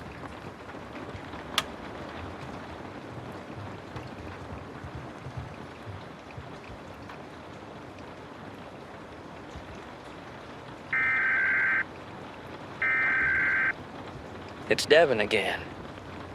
Got lucky today. Ran across this busted grocery store just off Hamilton. One of those old strip mall types. Windows long gone. Most of the shelves stripped clean. But someone missed a storage room in the back. Door was wedged shut behind a fallen soda machine. Took me a good 20 minutes to get it open without making too much noise, but it was all worth it. A couple bags of rice, sealed. Some beef jerky, still vacuum packed. Expired, sure, but it smelled all right. Found a dented box of those peanut butter bars the kids used to bring for lunch. That kind of thing's like gold now. Point is, I've got time tonight. A full belly and a quiet tower. So, maybe I should finally talk about something I've been putting off. Who I am, where I came from. Not because I think I'm important. Not because I want to be remembered when this all turns to dust. But because I figure some of you out there might be wondering why I bother. Why I keep talking to this dead frequency like it's gonna save me. So, let's set the record straight. Don't go thinking I'm some kind of martyr. I ain't. I'm not here to redeem the world or lead survivors to paradise. I'm here because I owe someone. And maybe because this voice, this signal, it's the only clean thing I've got left. My name's Devin. Not Officer Devin, not Dr. Devin. Just Devin. And truth is, I didn't exactly come into this world with much. Grew up in Camden. Not the nice side with the row houses and the deli on the corner. I'm talking about the part where windows stayed boarded year-round and sirens were just part of the soundtrack. Mom was there, sort of. She cleaned offices at night and slept through the day. When she wasn't working, she was smoking. When she wasn't smoking, she was passed out. Never met my dad. Never even saw a picture. I had a younger brother once. Didn't make it past 5. Pneumonia. No one took him to the hospital until it was too late. Not because they didn't care, just no one had a car. No one had the money. Mom cried for 3 days and then just stopped talking about him. His room turned into a closet, and that was that. School? Yeah, I went for a while. But let me ask you something. How are you supposed to care about math and spelling when you haven't eaten since lunch the day before? How are you supposed to study when they're shouting in the hallway at 2 a.m., or your mom's getting pushed around again by whatever new guy she thought would be different? Then one day, Mom just didn't come home. No note, no goodbye. She was just gone. I waited a day, then a week, but she never came back. I wondered for years why she'd do that, why she'd leave me like that. I blamed her, still kinda do, but now I think I get it. Losing my brother broke something in her. That house wasn't a home anymore. Maybe she couldn't take another day in that life. Or maybe she needed to forget me too, so that she could start fresh. So I stopped going to school around 13. Not like anyone noticed. Not like the school sent someone to check. You disappear easy when no one's looking for you. But by then, I'd already started running with some older guys. They taught me how to lift from corner stores, how to boost wallets without getting caught. It wasn't glamorous, but it filled the belly. And it gave me something I didn't have before. People who saw me. Even if it was just as a lookout or a warm body.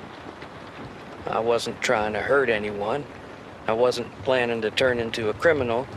But you grow up in the cracks, you do what you gotta do to keep from getting swallowed. Petty crimes led to bigger ones. Breaking and entering, boosting copper from abandoned buildings. The kind of stuff that doesn't hurt anyone directly, but still lands you in front of a judge. They'd look at my file, see the address I came from, the school reports full of absences, the juvenile records, and you could see it in their eyes. This kid was always headed here. No one ever asked what I wanted to be. No one ever asked what I needed. It was always too late. By my mid-20s, jail was just a part of life. Like getting the flu every winter. You go in, do your time, come out, try to stay clean, realize you've got no shot, and fall right back in. I tried once, really tried. Got a job moving furniture. Woke up early, worked like hell, but it didn't matter. Couldn't make rent, couldn't stay out of the old neighborhood. Every time I passed a pawn shop or saw someone leave their car running, I'd feel it. I'd feel that itch. I'd feel that pull. Eventually, I gave in. Last time they caught me, I was siphoning gas from a bike in someone's garage. Got knocked out cold with a metal bat. Woke up in the back of a squad car. Didn't even fight it. Just figured this was a routine again. Back in, back out. Only this time there was no out. Next time they got me, I was 28, breaking and entering. Guy caught me in his garage trying to siphon gas from his bike. He hit me with a bat, knocked out a tooth. Cops came. I was already bleeding. Didn't fight it. They sentenced me. Not a long one, but long enough. State time. This wasn't county anymore. I was cuffed, chained, and on my way to prison with 2 other guys in the back of a patrol car when it happened. We were on I-78 heading west. Officer driving didn't say much. Other one sat up front with a shotgun on his lap. I was in the middle seat. Could smell the guy next to me had thrown up earlier. The third guy just stared ahead. Didn't blink. Then we heard the crash. Sounded like a tire popped, but when the car jerked sideways, we all slammed into the cage wall. The cop driving started yelling. The car swerved again, and then something hit the side. Hard. A body, maybe more than one. I remember the glass break-in, then a scream, and then a gurgle. Someone opened the door, but it wasn't help. It was a man, or what was left of one. Skin pulled tight, mouth red, eyes cloudy and unfocused like he was looking through us. He dragged the shotgun cop out and bit into his throat like it was nothing. It was chaos. I saw the keys on the driver's belt, still hanging there as he struggled against another one of those things. I didn't think. Just acted. Pulled the chain around my wrists as tight as I could, leaned forward, and jammed my foot into the guy's side. Rolled him halfway over and got the keys. By the time I got myself free, the screaming had stopped. I didn't check on the others. I didn't wait to see if help was coming. I ran. Off the road. Through the trees. Clothes soaked in someone else's blood, but I didn't stop for miles. That was day one. The outbreak. Or near enough to it. I don't know what happened to the guys in the back with me. Maybe they made it. Maybe they didn't. The guy with the bad breath and the pale skin. I remember he said something in the car before the crash. Something about having a kid he never met. Funny how stuff like that sticks with you. Anyway, that's how I got out. That was the beginning of this world, of the collapse. And for someone like me, someone who was already living in the margins, it didn't feel like the end. It felt like a weird kind of leveling. Like the world had finally dropped its mask and said, "Fine, let's see how you all do without your comfort, your credit cards, your second chances. Out here, nobody cares about your past. Nobody's looking at your shoes, or your job history, or your high school GPA. Out here, you survive or you don't." And I guess all those years slipping through alleys, sleeping in squats, watching shadows taught me how to last longer than most. So, no, I'm not a hero. I'm just someone who didn't have the same path as you. Someone who clawed his way through every inch of life and ended up here in a rusted-out tower, talking into a mic like it's the only friend I've got left. You don't have to like me, but maybe now, maybe you understand. Anyway, enough of that. You didn't tune in for my sob story, right? Let's talk about what really matters, surviving. You're not gonna last long out here without knowing a few things, and trust me, I've learned the hard way. First off, don't believe the hype about the safe zones. There's no such thing. People think these places are fortified, but in the end, it's just another illusion. A bunch of hopeful idiots with no real plan, huddling together and hoping a miracle happens. Don't trust them. If you find yourself near one, keep your distance. It's easy to get dragged in with the idea of safety, but it's all a trap. They've got their own problems. More mouths to feed, more tension, more fights. If you want to survive, keep moving. You stay too long in one place, you're an easy target. Now, if you're stuck somewhere like me, with limited options, you gotta make do. The first rule, don't waste anything. You need that extra scrap of metal, or that old wire, grab it. You'll be surprised what you can do with stuff you'd never think twice about before. Like this old tower I'm broadcasting from. This thing's barely standing, but I've made it work. Those rickety steps, perfect for hiding stuff. The old broken down generator gets me just enough power to keep this transmission going. Nothing gets wasted. If you see an old piece of junk, that's not junk. It's a resource. You learn quick or you don't last long. You'll hear people talk about water purification. Don't bother. You can only purify so much before your supplies run out, and trust me, the stuff you find isn't clean.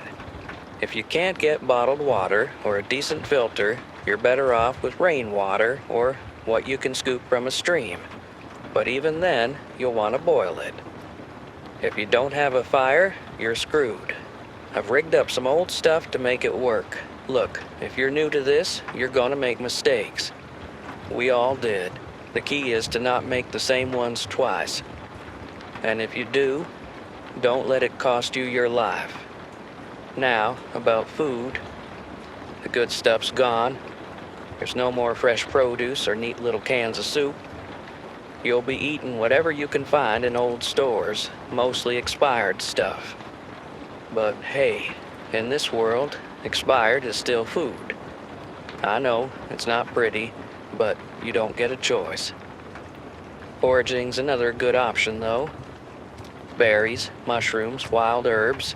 Yeah, they're a pain to identify, but you get good at it after a while. Only rule I've got for that, don't eat anything unless you're 100% sure it's safe. You eat the wrong thing out here, it's not just hunger you've got to worry about.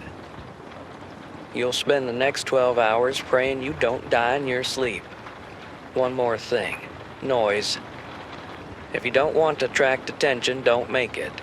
I learned that the hard way after I got a little too confident trying to take a shortcut through a neighborhood. One thing I'll tell you, those biters, they can't see worth a damn, but their hearing, that's something else. You drop a tin can, they'll be on you in a flash. The real trick, moving like you belong, like you're just another piece of debris in the city.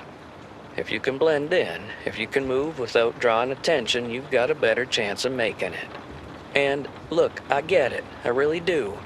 Wanting to help someone, wanting to do some good in all this mess. But don't do it at your own detriment. People out here are unpredictable. I don't care how tough you think you are. One wrong move, and you're gone. Stick to your gut. Be careful who you trust. Help if you can, sure, but don't throw yourself into the fire thinking you'll come out clean. You still gotta survive.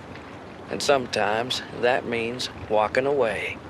Look, I don't say all this to scare you, but to remind you that in the end, survival doesn't come with a manual.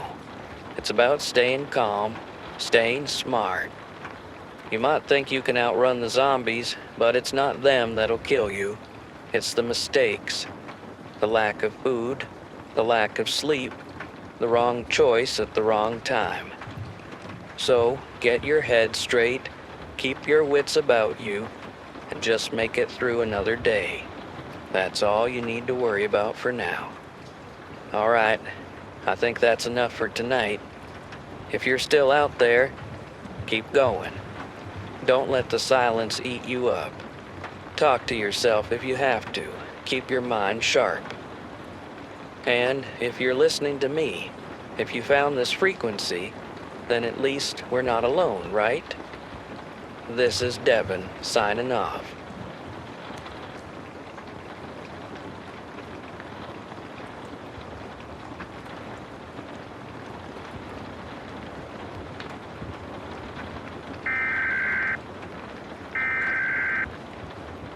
I found something strange today.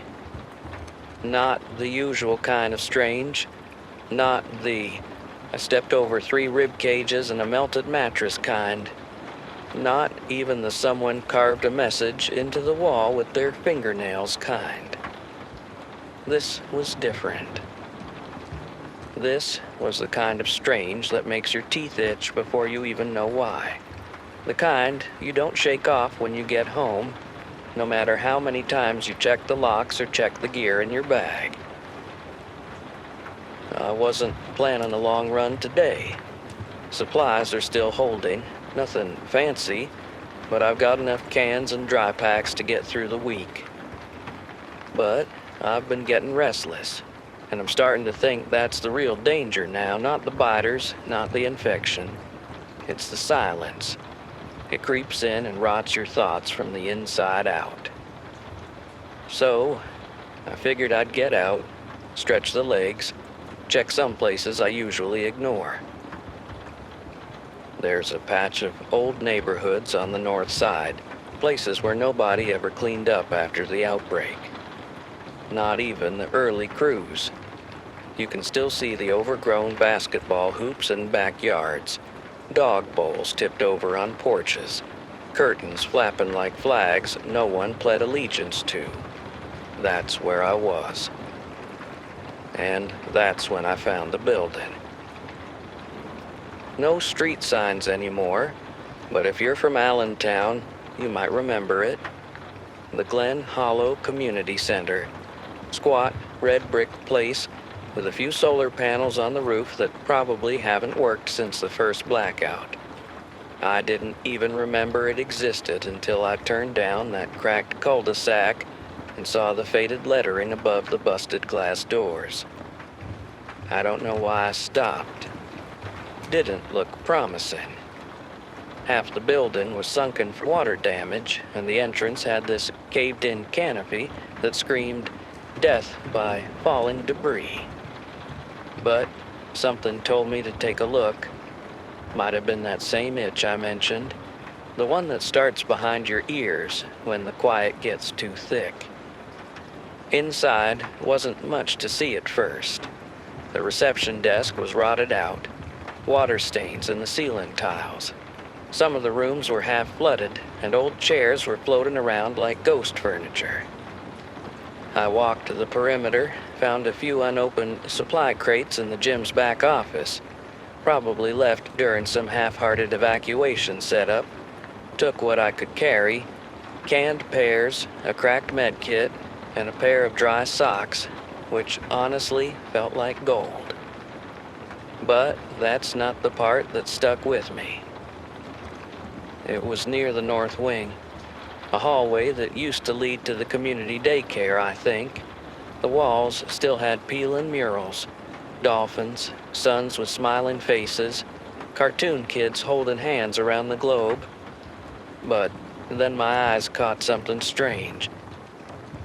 A mark. Carved low into the wall behind a knocked-over filing cabinet. It was deep. Deep enough that I stopped walking and crouched down to look. It wasn't made by a person, not unless they had razors for fingers. And it wasn't a panic mark either, not like someone scraping to get away. This was a deliberate slash, one smooth motion. 4 deep grooves, evenly spaced, each about an inch wide and as long as my forearm. And something about the edges. They weren't clean. They were burned, like whatever tore into that wall left scorch behind. Blackened concrete, heat-blasted plaster. No bite marks, no blood, just that. I stood up, looked down the hallway. More marks, higher this time, on the opposite wall, angled like whatever made them had been climbing, or crawling sideways along the walls. The air felt heavier then, like the building itself was holding its breath. I told myself to keep going. Just a quick look, just another room or two. But I didn't, because I felt it. You ever feel like you're being watched from the other side of something? Not just seen, but measured? Like your movements are being recorded, not by cameras, but by something alive. That's what it felt like. And I've learned not to argue with that feeling. I backed out the way I came. Quiet steps, no light, even held my breath a few times. Every creak in the floor sounded like a scream. And still, I didn't hear a damn thing. Not a shuffle, not a breath. Just that feeling. Like something had been waiting. Didn't see anything on the way out. Just shadows stretching long across the tile. Just silence following me like a second skin. When I got back to the street, I didn't look back. I didn't want to know if something was watching from the window. if it was pressed up against the glass just out of sight, waiting for me to turn around. I've seen a lot out here. Biters missing half their heads, still clawing toward you. Packs of them dragging their broken limbs across parking lots. I've even seen what happens when a person turns and doesn't fully die. But this was different. No groans, no screeches, and no mess. Just the marks. I don't know what made them, but whatever it wasn't stumbling. It wasn't lost. It had purpose. And it was quiet. The quiet reminded me of something else today. When I was a kid, 9, maybe 10, I used to hide in this hallway closet when things got bad. You ever see those old ones with a heavy door, warped at the bottom, coats packed in like insulation, boxes jammed on the shelf above? Smelled like dust and old leather. I don't know why I picked that spot. Maybe because once you were in there, the world outside got muffled, like you weren't part of it anymore. It was small, dark, stuffy, but I could breathe. And more than that, it was quiet. Not just the absence of yelling, but the kind of silence that feels like a blanket thrown over your ears. Everything would dull out. The banging, the arguing, the glass breaking. I'd sit there with my knees tucked up, eyes closed, and just listen to nothing. That nothing was the safest I ever felt. Funny, right? The one thing that used to mean safety is what scares me most now. That building today, the one with the claw marks, it had that same kind of quiet. Not abandoned quiet, not dead quiet, kind where the walls are listening too, where your own footsteps sound like an alarm bell. And I swear, I can feel something watching. Not from a window, not through a scope. I mean, something inside the silence. And still, part of me wanted to crawl deeper in, like that closet. Like maybe, if I just got real still, whatever was waiting wouldn't notice me. Old habits like that, they don't die easy. You grow up learning how to disappear. It sticks. But here's the truth. Back then, hiding worked. Quiet was safety. Now it's bait. It's hard to explain to someone who's never felt it. That kind of silence, it presses against your ribs. It's like the whole place is holding its breath, waiting for something to move. And the moment you do, you feel like you've broken some ancient rule. And worse, like something heard you break it. That's why I got out when I did. I didn't run, didn't panic, just moved like I wasn't there. Like the building had let me go. Maybe it had, or maybe whatever was inside just hadn't gotten hungry yet. Still, the feeling's been with me ever since, like a weight on the back of my neck. And tonight, I can't shake it. But hey, don't let me end the broadcast on a moody note. I just thought maybe someone needed to hear that. Maybe some kid's out there hiding in a closet right now, thinking the silence is his friend. Maybe it is, for now. But one day, that silence might start watching back. Anyway, I'll be back on the air soon. This is Devin, still up in the tower, still breathing, signing off for now.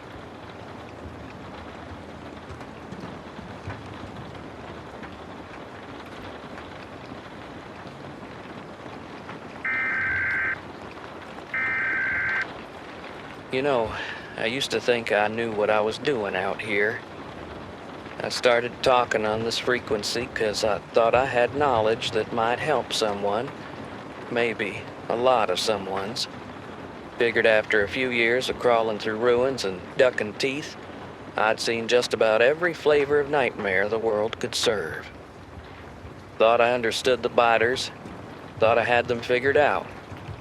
They groan, they lurch, they hunt by sound. Stay quiet, stay low, and you live another day. Simple equation. But today, I'm not sure I know anything anymore. I went on a supply run this morning. Nothing crazy. Just an old pharmacy east of 7th and Walnut. Corner of a strip that used to have a laundromat and a little taco joint. I'd passed it plenty of times, but never bothered going in. Too close to the water line, I thought. Probably flooded. Probably already picked clean. But I needed painkillers. My left leg, never talked about it before, but it's been messed. It happened on that day I tried to escape the cop car. Now it flares up when it wants, like it's got a grudge, and this was one of those times. So I forced the shutter open, took it slow, but right away something felt off. I don't know how to describe it. This feeling, only people who've lived like I have can sense danger when it's lurking near. Folks who spent nights hiding in abandoned buildings, waiting for footsteps to pass. People who've run from things that don't wait to ask questions. Cops, dealers, worse. You develop this gut instinct, this sixth sense that doesn't lie. It's not something you learn. It's something that gets carved into you real deep. And when it flares up, you listen. Because it's not wrong. Not ever. I should have turned back then. Should have trusted that itch crawling up the back of my neck, the one that usually means you're not alone, even if you can't see what's watching. But I didn't. I was desperate for those meds, and I didn't want to go home empty-handed. So I kept moving. Picked my way through broken shelves and scattered pill bottles, trying not to step on anything too loud. The deeper in I got, the colder it felt. Not physically, just colder. Like the kind of cold that creeps in behind your ribs. That kind you don't notice till your breathing gets shallow. There was this hallway behind the main counter, mostly blocked off by a collapsed cabinet. I climbed over it and found myself in this narrow back corridor. Door at the end was half open, like someone, or something, left in a hurry. The smell hit me first. Not rot like the biters. This was sharper, metallic, wet, like old blood and something chemical beneath it. Floor was sticky with something I didn't want to think too hard about. I remember my boots making the soft, peeling sound every time I took a step, like walking across dried syrup. And that's when I saw it. A strip of skin. Long, translucent. God help me, I touched it. Rubbery, almost wet. The ends were flayed like they'd been peeled. But it wasn't some snake's shed skin. It was too big. Human-sized, maybe bigger. And it wasn't just lying there. It led to the vent. The ductwork above had been torn open from the inside. Grates bent outward, screws stripped and dangling. Something had moved through it. Something big enough to shed and still fit through air vents like a rat. Or a spider. Or something worse. I stood there staring at that thing for too long. Time slowed. It was quiet. Dead quiet. Like the whole world had left the room. And I started thinking, maybe I hadn't come in alone. Maybe whatever left that skin was still nearby, still watching. I backed out slow, never turned around. I don't even remember leaving the building, just the air hitting my face and the sky already turning gray. I've been sitting here ever since, trying to make sense of what I saw. Trying to pretend I imagined it, but I didn't. The guy who saved me back when this all started, he used to say, "Only fools ignore when the forest goes silent." That silence I told you about last time, it was there again, but different this time. Not curious, not watchful, hungry. I don't know what's out there, but it's not just biters anymore. Not just the moaning, stumbling dead. Something else is moving through this city. I've been through some things, you know? I've seen biters tear through crowds like tissue paper. I've had to sleep under cars and sewer drains in places so dark and damp I couldn't tell if the water dripping near me was from above or below. But this feels different. I don't get spooked easy, not anymore. But whatever I saw the signs of today, whatever shed that skin, whatever bent those vents from the inside, I don't think it's like the others. It didn't leave a trail of bodies or growls or moans. Just quiet. Empty quiet. And that strip of skin still warm like it had just peeled off. It's like the city's holding its breath. And I'm starting to wonder if I should be holding mine too. Anyway, I found some painkillers while I was in there. Lucky, I guess. For now, I'm gonna take care of this pain. It's not just about enduring it anymore. Every time my leg flares up, it's like the whole world slows down. It makes me sloppy, you know? My movements aren't as sharp. I trip over my own damn feet, forget where I put things, or I drop them because I can't steady my hands. So, I'm gonna take one and then knock myself out for a few hours maybe. Let the pain take a break and see if my brain can stop replaying that skin curling at the edges like it wanted to move on its own. Yeah, I'm running on fumes here, so if I don't check in tomorrow, maybe I'm just trying to catch up on some much-needed rest. So, I'm gonna get some shut-eye for now. I'll be back on the air once I feel a bit better. For now, this is Devin, signing off.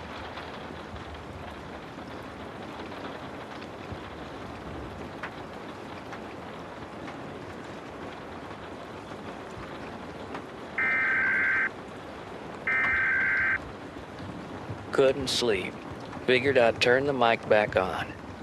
Been quiet all night up here, too quiet. You'd think that'd be good. Silence used to mean safety. Now it just means the monsters are holding their breath. But tonight wasn't about what's outside, it's what's in my head. I had dreams again, the bad kind, ones that don't even pretend to make sense. Flash and blur and screams that ain't even real, but leave you waking up sweating, heart pounding like it's trying to claw out your chest. Saw that strip of skin again, the one I told you about, the flayed ends, still warm in the dream. Then the biters. Faces I've seen before, twisted up, mouths full of teeth but no voices. They moved different this time. Crawled on the ceilings like spiders. Didn't moan, just stared. I couldn't move, couldn't breathe. And then, the worst part, where I had to relive that moment when I lost him. I haven't told you about him yet, have I? Guess I figured it wasn't your business. Or maybe I just didn't want to feel it again. But maybe it's time. You should know where I got this voice from, this mission to help people. It wasn't for me, not really. It was him. Let me take you back. You already heard how I escaped the cop car. I ran until I couldn't. And I don't mean metaphorically, I mean my body just gave out. Turns out, all that blood soaking through my pants was mine. My left leg took the worst of it. Bit of jagged metal, don't even know what from, tore right in below the knee. Deep, dirty, and hot like fire. I didn't feel it at first, not with the sirens and the chaos and that wild rush of adrenaline, but when it hit me, damn. It never really healed right, not completely. Every so often, especially when it's cold, or when I've pushed too hard, the pain comes roaring back. But the worst days are the ones like today. when it rains. Doesn't even have to be heavy. Just that damp chill in the air, the kind that sinks into your bones and makes old wounds scream like they remember. My left leg locks up stiff as a pipe. I made it off the road, into the trees, then across a field, and into what looked like an old tool shed. Locked the door, pushed a crate in front of it, curled up in the corner. I'll remember much after that. Just flashes, a coppery taste in my mouth, fever, talking to someone who wasn't there. Thought I saw my brother once. I was in that strange place between living and slipping away. You know how it is. When I woke up, I wasn't in the shed anymore. I was in someone's home. Not a house, not a bunker, an actual home. Old furniture, paintings still on the walls, one of those grandfather clocks in the corner that ticked so loud it filled the silence. The man who lived there. His name was Hank, tall guy. Beard was going gray. Always wore this thick red flannel even when it was hot. He had kind eyes. Sad, too. You could tell he'd seen some loss. He was sitting in the chair across from the couch I was laid up on, reading a book like I wasn't some handcuffed convict he'd just dragged inside from the edge of death. I remember the first thing I said to him. "Why'd you bother?" He looked up, didn't even flinch, just said, "You looked like my son, at least how I remember him." Didn't ask questions about who I was, didn't ask what I'd done. He just fed me, kept the fire going, changed my bandages, gave me antibiotics, taught me how to walk again on that leg. We stayed there, him and me, for 3 months. Didn't feel like the end of the world when I was there. Felt like a second chance. Maybe the only one I ever got. He had these sayings, simple ones, the kind that sound dumb until you really need them. Take care of people, they take care of you. Don't build a wall so high you can't see the sky. Don't close your heart, son. You'll need it more than your fists. One night, we were cooking some canned soup. We'd salvaged it from a busted gas station, and I asked him why he never left. Why he wasn't out there like everyone else, running from city to city, hoarding ammo, and living in fear. He said, "Because the world already took everything from me once. I'm not letting it take who I am." I don't know how he held on to his humanity like that. Not with everything he'd been through. His wife was gone, his real son too. He didn't say how. Only that the house was too quiet without them. And when he found me near dead in the dirt, it was like the universe tossed him a thread of purpose. He said I gave him a reason to keep going. Funny, I always thought it was the other way around. But even kindness can't keep the monsters out forever. It was early morning, just before dawn. Fog still thick in the woods outside, curling through the trees like smoke from a dying fire. I was at the back door, trying to rig some old lawn chairs into a makeshift barricade. Hank was in the kitchen, humming low, heating up some kind of stew. He always did that. Hummed like the world wasn't rotting outside. I didn't hear the door open behind me. Didn't hear the latch creak. Didn't hear the thing step through. All I felt was a shift in the air, that kind of cold that sticks to your spine, and then the growl. I turned too slow. It was already lunging. Came out of the fog like a nightmare dragged into the waking world. Pale skin stretched tight, veins like black wires, its jaw split wide open, teeth slick with dark spit. I didn't even get my hands up. Then Hank was there. He moved faster than I'd ever seen him. Threw himself between me and it. taking the full force of the tackle. They crashed into the floor with a sound that cracked through the house. I screamed his name. Hank punched the thing once, twice, but it was already gnawing into his side, jaws working like machinery, shredding fabric and flesh. Crimson exploded across the floor. I grabbed the fire poker and smashed it into the thing's head. Over and over. I was screaming the whole time. Didn't even realize I'd knocked the lamp over, broken half the table.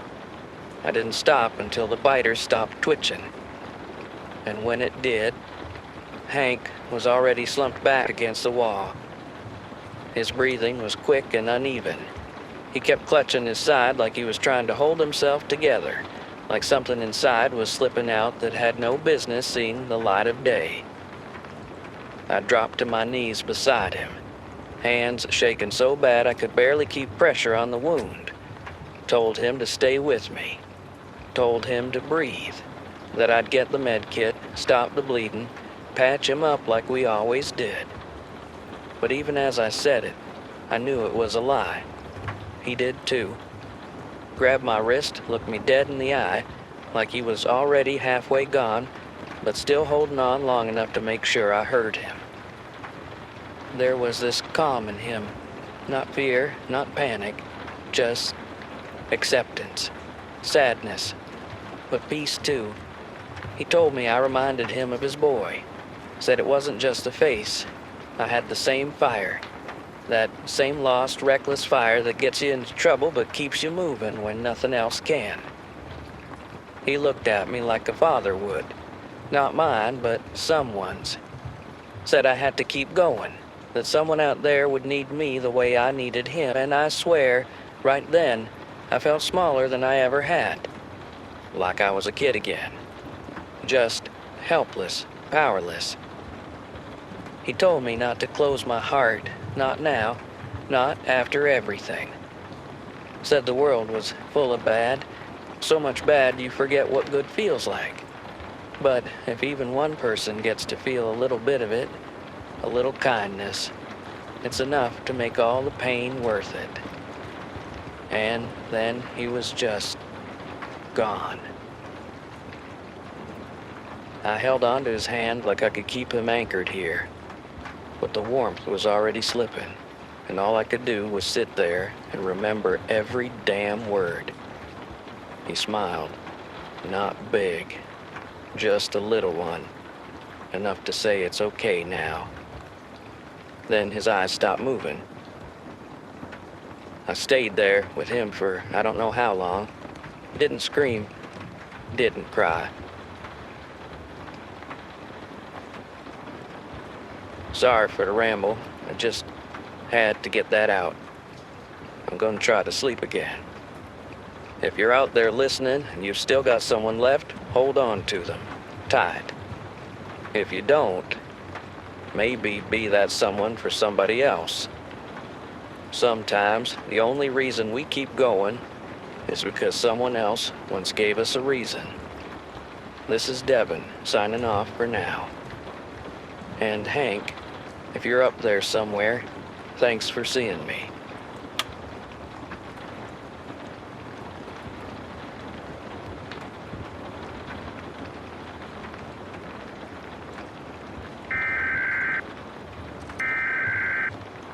I'm leaving this city.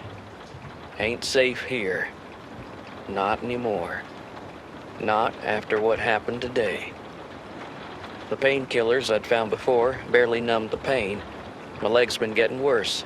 Stiffer. Heavier. Like the bones underneath are grinding each time I move. I needed something stronger. Real meds. And the only place left that might still have some sealed stock was St. Vincent's. That old hospital near the overpass.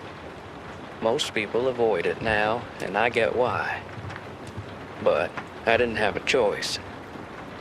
I told myself it'd be a short trip, in and out. I knew the place. Used to sleep in the ambulance bay when the streets were too hot. Knew the tunnels, the service halls, which stairwells weren't collapsed. I figured I could slip in, grab what I needed, and disappear again before anything noticed. But the second I stepped through those rusted, half-open bay doors, I knew something was wrong. It wasn't the smell, though that was bad enough. No, it was the air.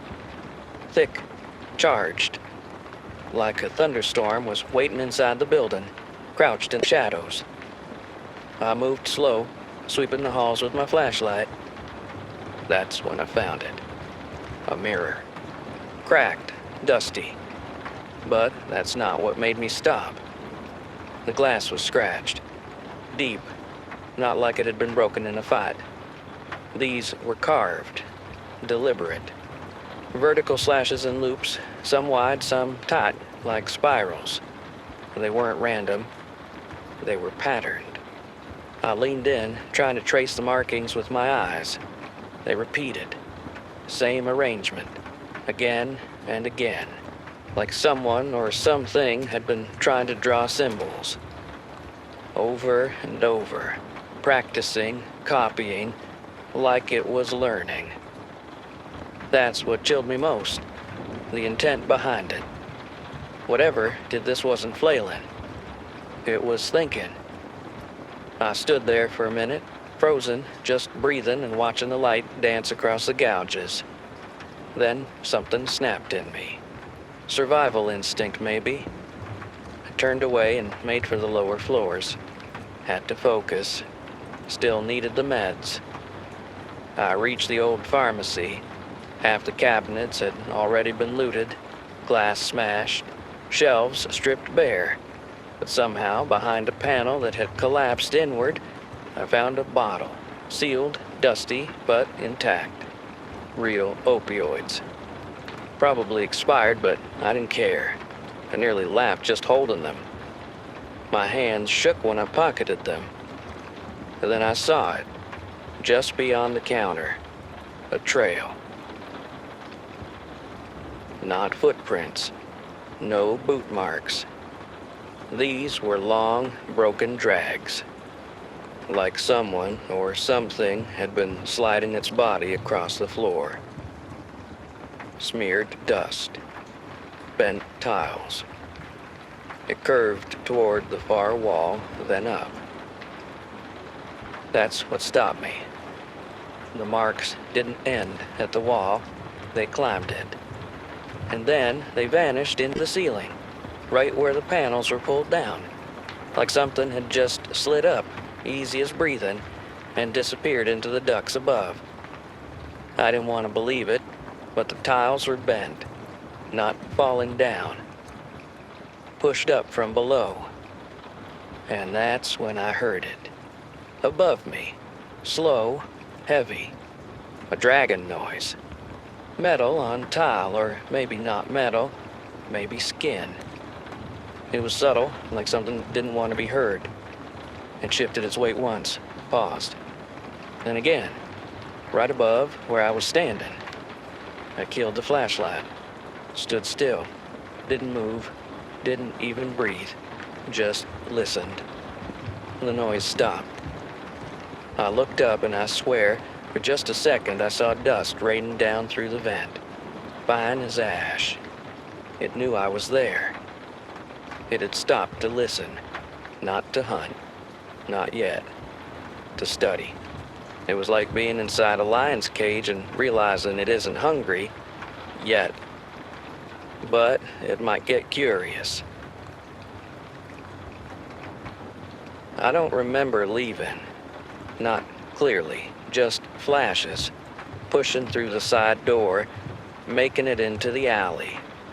The sky was orange, the wind was howling through shattered glass, and everything around me felt wrong, warped. The silence followed me. It wasn't just quiet. It was watching. I didn't run. I didn't sprint. I moved like a man balancing on a wire stretched over fire, step by step, calm on the outside, screaming on the inside. And now I'm back here in the tower, bottle of pills in my hand. I should feel safe. I should feel better. But I don't. Because that thing, I know it's not gone. I feel it in my bones. The way you feel weather coming before the sky turns. The way old wounds ache before a storm. It's here, still moving, still listening. And it's waiting for something. That's why I'm leaving. Soon as my leg gives me even a day's mercy, I'm gone. Because I've survived a lot. Hunger, violence, the infected. But this is different. This thing, it doesn't just want to eat. It wants to understand. And I think if I stay here any longer, I won't make it to the end of the week. Not because of the pain. Not because of the loneliness. But because something is in this city that was never meant to be. Something that doesn't make a sound. So, I'm leaving this city.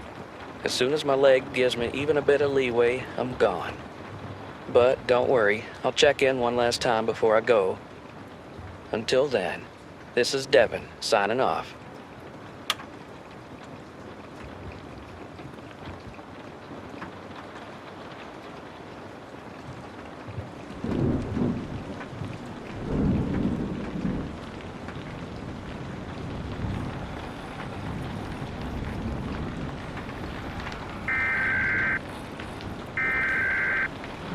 This will be my last broadcast. Not saying that for drama, not fishing for sympathy, just the truth.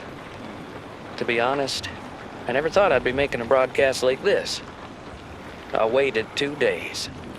Figured the pain in my leg would ease up enough to move, and it did. But I should have gone sooner. I think deep down I knew that, but I waited.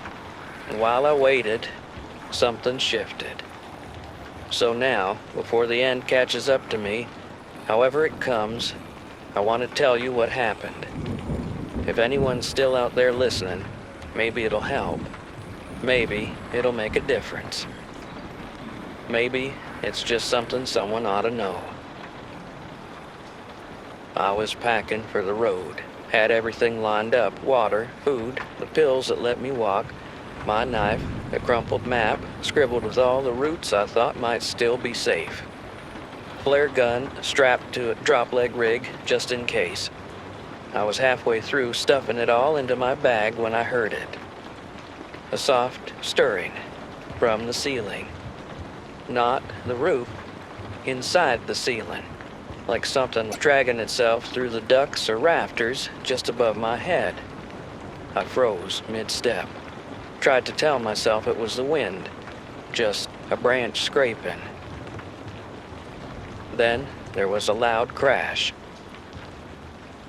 Loud and sharp, somewhere inside the tower. I spun around, heart thudding like a war drum. Grabbed the flashlight and crept forward slow. Couldn't hear anything after that. Not with the rain hammering down on the roof and walls like it was trying to drown out the world. Just a curtain of noise, swallowing every creak and groan. But I could feel something. The air had changed. Dense, cold, like the pressure dropped the second it got in. I swept the flashlight beam across the room. Walls, shelves, corners, nothing. And I saw it, near the back. A busted vent cover. Crushed, bent inward. The screws had been ripped out, not unscrewed, it was yanked. Metal twisted like paper. Something had forced its way in. I backed up fast. Panic rising like bile in my throat. My first instinct was to run, just grab the bag, the gear, and get out. But as I turned, I saw it. In the dim light of the rainy night, just past the edge of my beam. Standing. Waiting. Watching.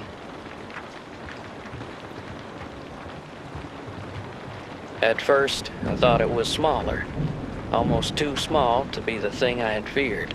The creature that had been there at the hospital. But then, I really looked at it. Its limbs were too thin.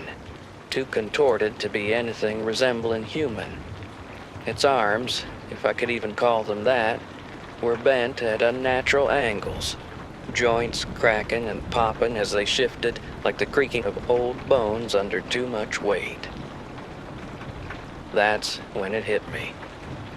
It wasn't that it was smaller. It had just been bending its limbs, twisting them into angles no body should be able to do, just to fit into the tight spaces of the vents, the ducts. It had been moving in the shadows, hiding itself inside the very walls that were supposed to protect me. But now it was coming out. The body. It started to unfold like it was taking shape again. I could see its legs stretching out, its bones snapping back into a more familiar form. The way its torso expanded, its spine jerking into place. That wasn't a survival mechanism. It was something worse. The creature moved slowly, its limbs bent unnaturally, joints cracking as it shifted like a snake. Its arms were too long, ending in sharp claws that scraped the floor as it slithered forward. Its skin resembled scales in some places, and its face was a grotesque mix of human features. But the eyes were empty, gleaming, had a cold, predatory focus. It flicked its tongue out, a long, thin thing, like a serpent testing the air, before it drew back into its mouth with a sickening wet sound. Its movements were smooth, silent, like a predator stalking its prey, but there was no sound at all, just the quiet scrape of claws against the floor. It wasn't just a biter. It was something else, something worse, something that was hunting me. And I couldn't even scream. I turned and ran for my gear, but as I made my way toward it, the creature's claws raked across the floor in front of me, closer than I realized. In a desperate attempt to avoid its swipe, I twisted too quickly, and my already injured left leg buckled beneath me. The brutal impact of my knee twisting sideways against the weight of my body. The sharp jolt sent a wave of white-hot pain through the joint, and I collapsed to the ground, my leg pinned awkwardly beneath me. It felt like something had snapped or twisted wrong inside, and I couldn't move it. I just lay there, trying to catch my breath, knowing I couldn't stay down. Not with that thing still coming. I fought against the pain, pushing myself up with one arm, dragging my useless leg behind me. The flare gun, strapped to my right leg, was within reach. I didn't have time to think. I just grabbed it, my fingers fumbling as I raised it. One shot.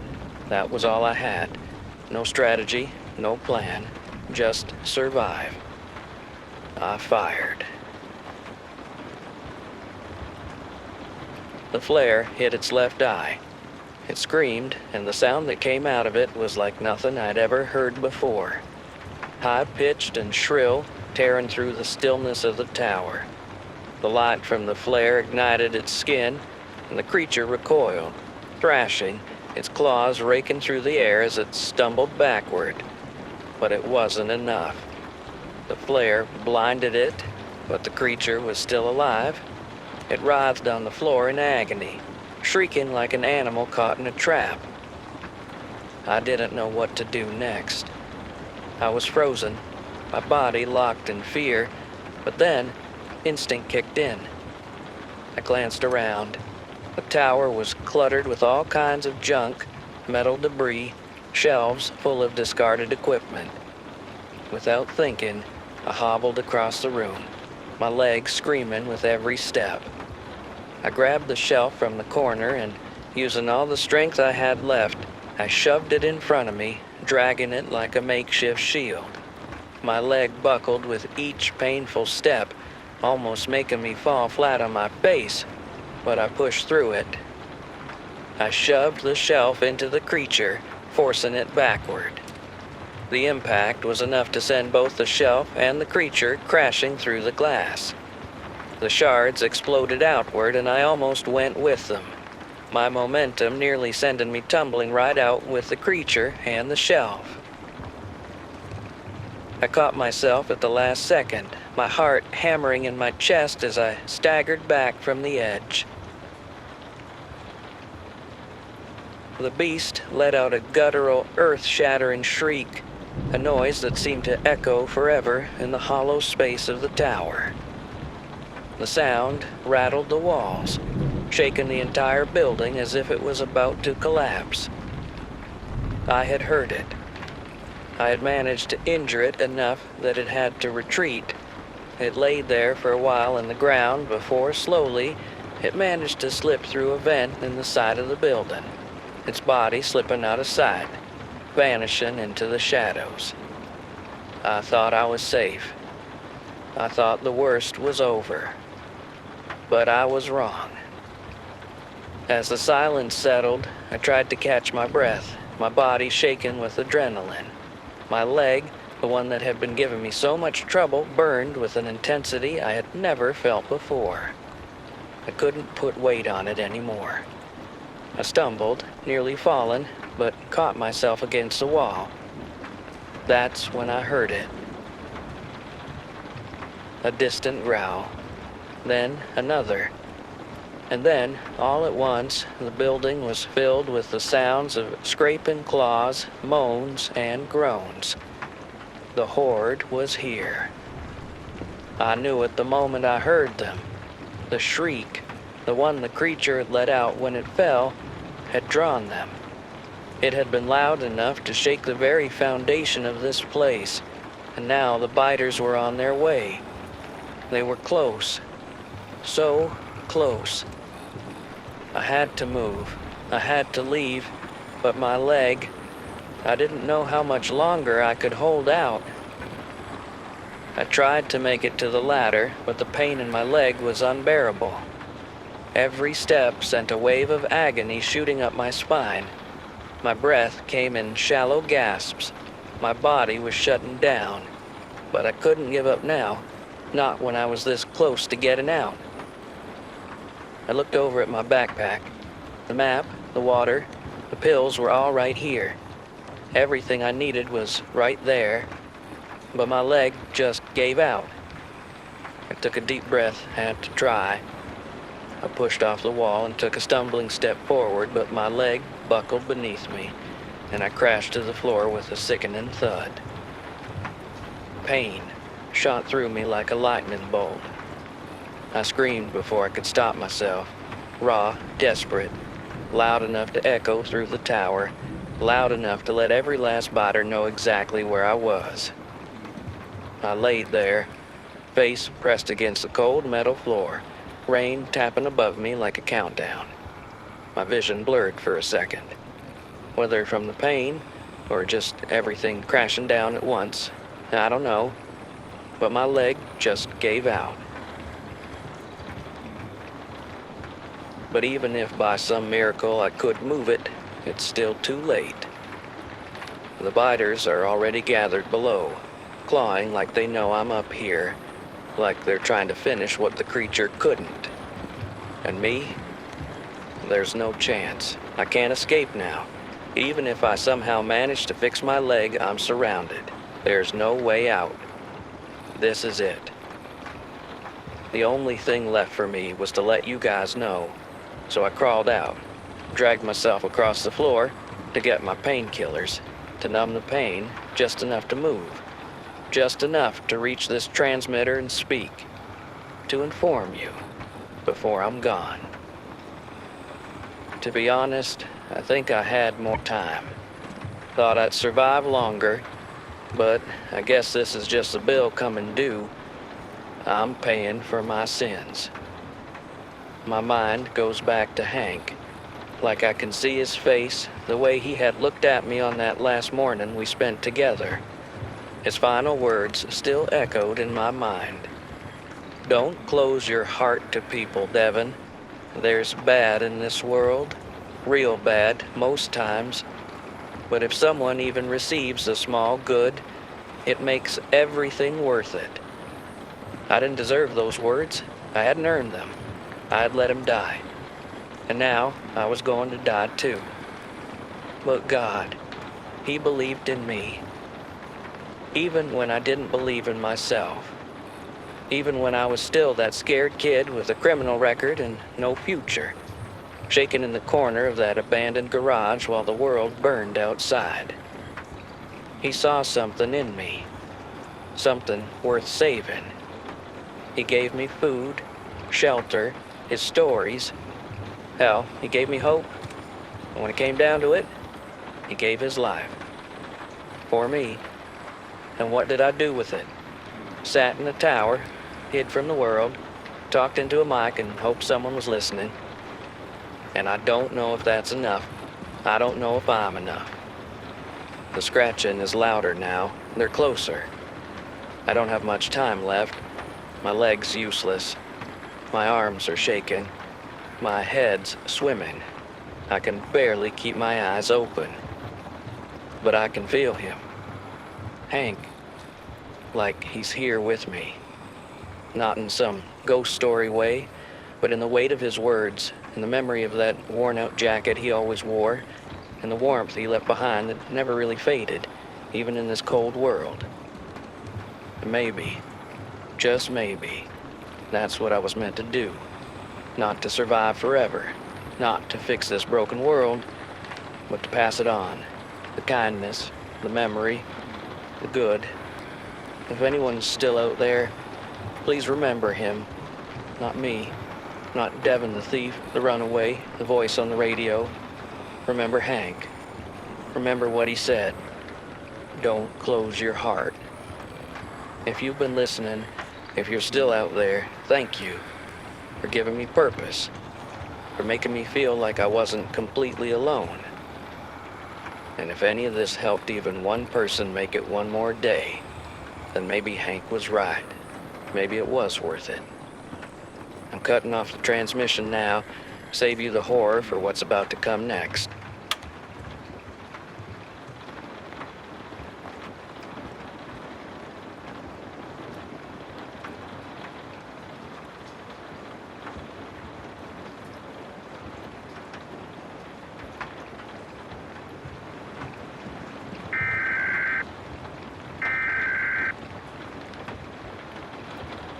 I'm alive.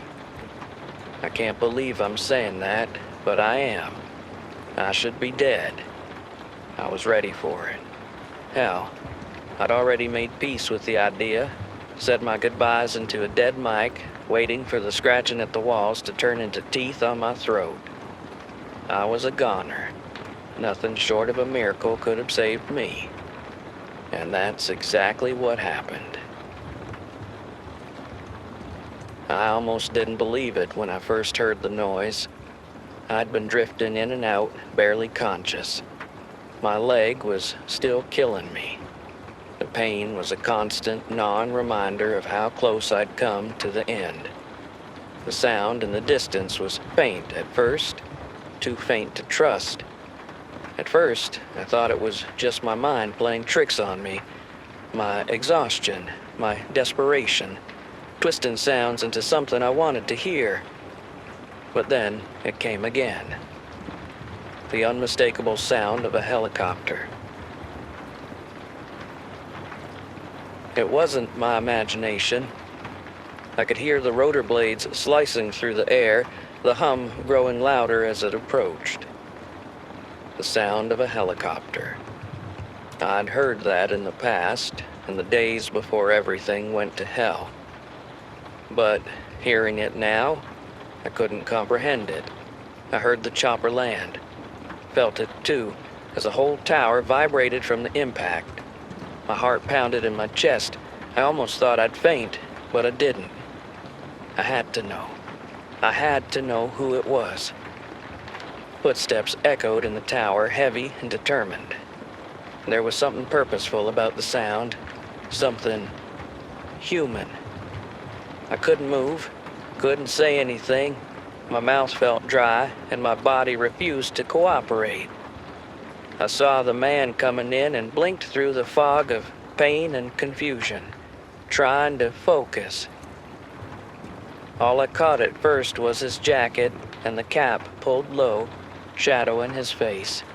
He walked steadily and cautiously, wearing a shirt and jeans under a worn-out jacket. Just seeing that worn-out jacket, my mind thought of something familiar. And then I blurted it out. "Hank?" He didn't respond immediately, as if he didn't know whether to confirm or deny it. But he took a step toward me and knelt down, his sidearm shifting slightly on his hip as he bent. "No, kid, it's not Hank," he said, his voice low but not unkind. "My name's Clyde. I'm here to get you out of here." I didn't know whether to believe him or not. I'd heard those words before, people telling me they were here to save me. But somehow something in the way he said it, something in his eyes, made me trust him. I didn't have the strength to talk much more. The pain was overwhelming. I felt myself slip into unconsciousness, and just before I passed out, I thought I heard him talking to me again, though I couldn't make out the words. Everything went dark. When I woke up, everything was different. The sound of the helicopter blades had faded, and the ground beneath me felt solid, steady. My legs still ached, but the pain had dulled. I was lying on a cot, the soft fabric of a blanket draped over me. That's when it hit me.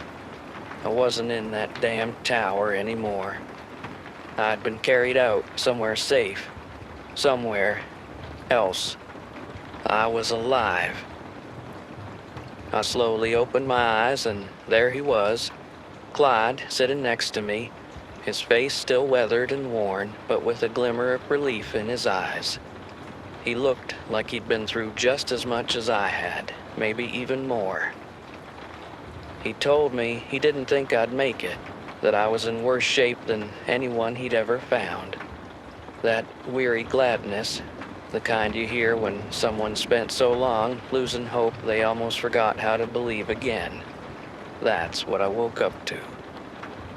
Clyde told me everything. He used to broadcast just like me, in a city not far from here. He was taking shelter in the underground tunnels, but then something far worse than the biters showed up, and he had to leave. He said he went half mad from not seeing another living soul, but he always kept his radio on, always scanning for a sign of life. Then one day, through all the static, he picked up my voice.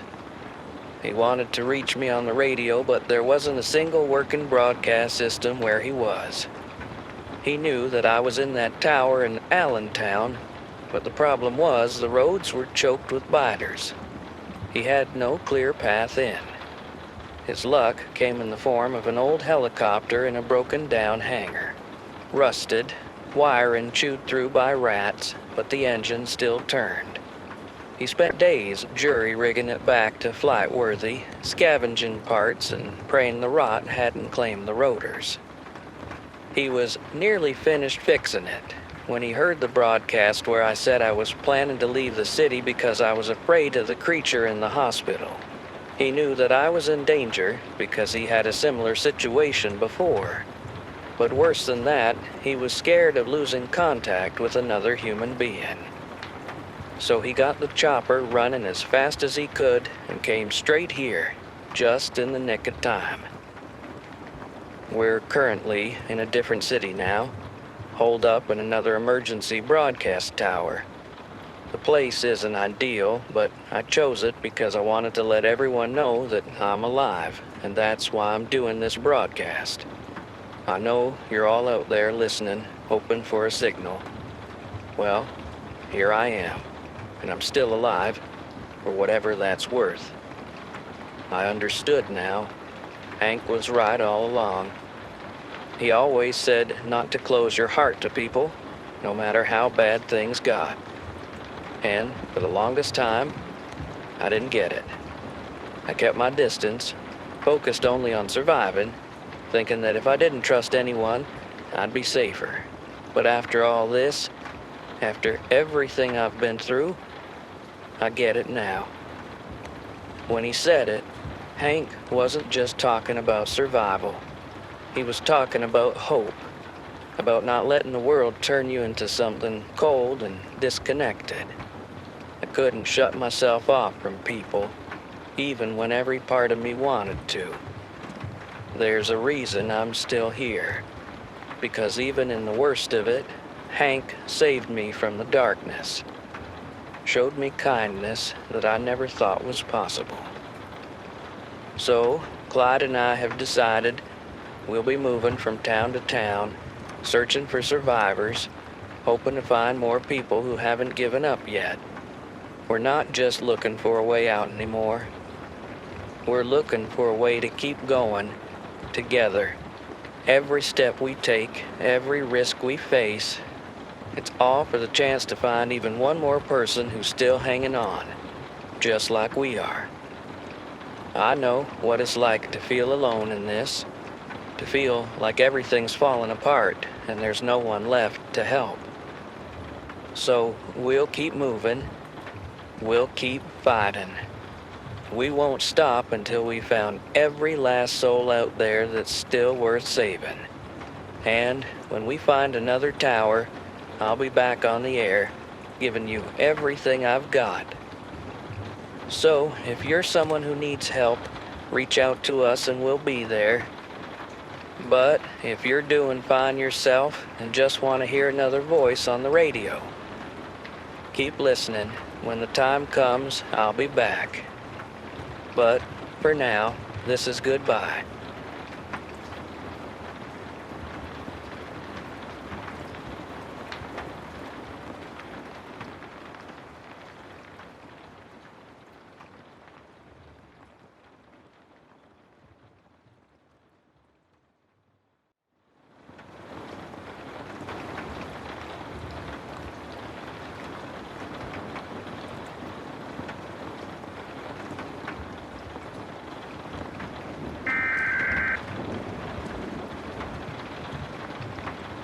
Hello, survivors. If you're hearing this, then congratulations. You're still breathing. You're still thinking. That alone puts you in rare company. Let's not waste that rarity. Allow me to introduce myself. My name is Dr. Everett Rourke. I'm a molecular biologist by training, a virologist by profession, and a survivor by necessity. I'm broadcasting from an undisclosed location using a long-range frequency I've been modifying since before the networks went dark. Don't ask for coordinates, not because I don't trust you, but because I know who might be listening. And in times like these, caution is a virtue, one of the few we have left. Now, before we go any further, let me tell you why I'm doing this. I'm not just here to pass time or ease guilt. I'm here because I believe there is still hope. Yes, hope, that fragile word. I'm here to tell you that I haven't given up, not on humanity, not on the world, and certainly not on the idea of a cure, a real cure, one that doesn't just delay the inevitable, but rewrites it. And I plan to find it. That's the promise I'm making to you, stranger. You may never meet me. You may never see my face or know my exact location, but you'll hear my voice, and that will have to be enough.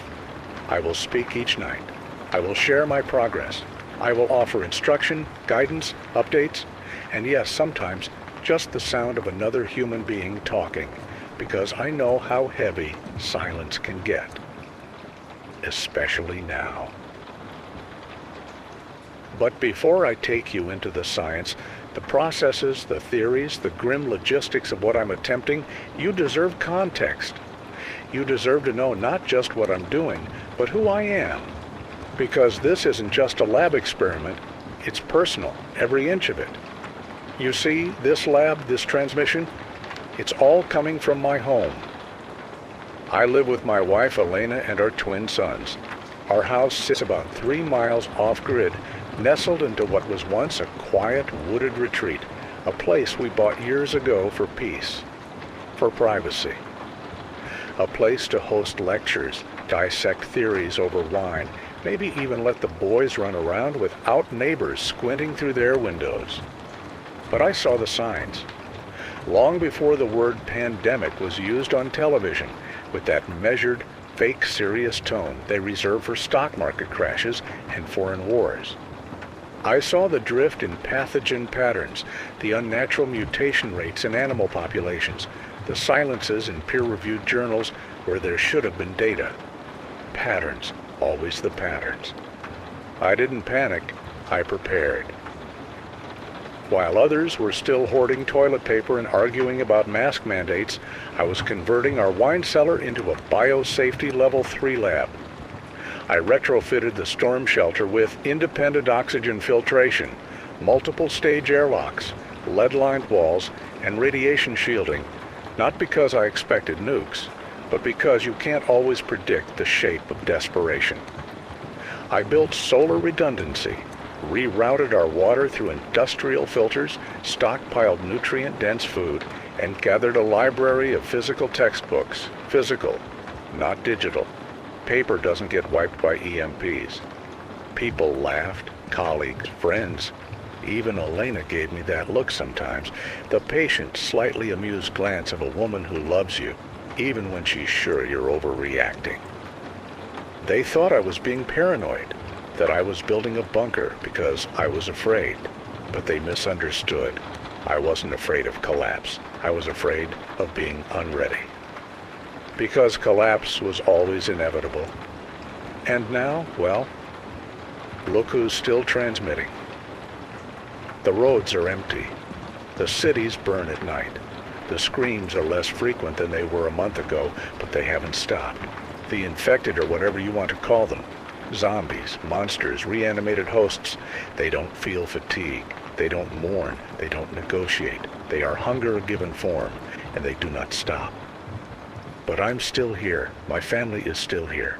And more importantly, so is my lab. Everything I need to find a cure, or at least the next step toward one, is here. Equipment, supplies, research journals. And now, after months of quiet study, I've begun the transmissions. Because it's time. Time to speak. Time to guide. Time to fight back. Not with weapons, but with knowledge. You're probably asking yourself, why him? Why does this guy think he's the answer? I'll tell you. Before the fall, I was a tenured professor. I taught advanced virology and bioinformatics at Stanford, dual PhDs. I published papers most people skipped because the abstracts were too dense. I worked on government biodefense programs and ran simulations for viral containment before most of the agencies even acknowledged mutation drift as a threat. I'm not just another guy with a bunker. I'm the guy who built the manual for the bunker, then rewrote it from scratch when the data changed. And here's the truth no one likes to admit. We were warned, not just once, not just by movies or conspiracy theorists in their basements, by numbers, by silence in places where there should have been answers. The institutions failed because they were designed to. They were built to stall and not to act. But I was born to act. So now you know who I am. You know where I am vaguely, and you know why I'm speaking to you now. I have hope, and that hope isn't blind. It's born of data, of rigor, of long nights under flickering fluorescence, studying the ways infected tissue decomposes and reforms. I've seen the patterns, I've mapped the neural breakdown, and I can tell you with confidence, we are not done. The virus spreads through blood. It hijacks the central nervous system with terrifying speed. Initial degradation begins within 15 minutes, full cognitive collapse within 90. Most times within 2 hours, the host is gone, not dead, just overwritten. You don't recover from that, not with aspirin, not with good thoughts and herbal tea. This is something refined by evolution or accident. Call it nature's cruelest trick. A virus built to hijack, spread, and survive. I have theories, but for now, there's no point getting into that. For now, know this. I am working. I am studying. I am documenting everything, and I will find the answer. Not might, not hope to, will. This isn't blind optimism. It's certainty forged in discipline and data. I was made for this moment. Every lecture, every trial, every sleepless night in the lab was preparation for this exact catastrophe. This signal will stay active. Every night I will speak. Science, strategy, survival. Maybe even a story or two, if only to remind you that we're still human. But I will not fall silent.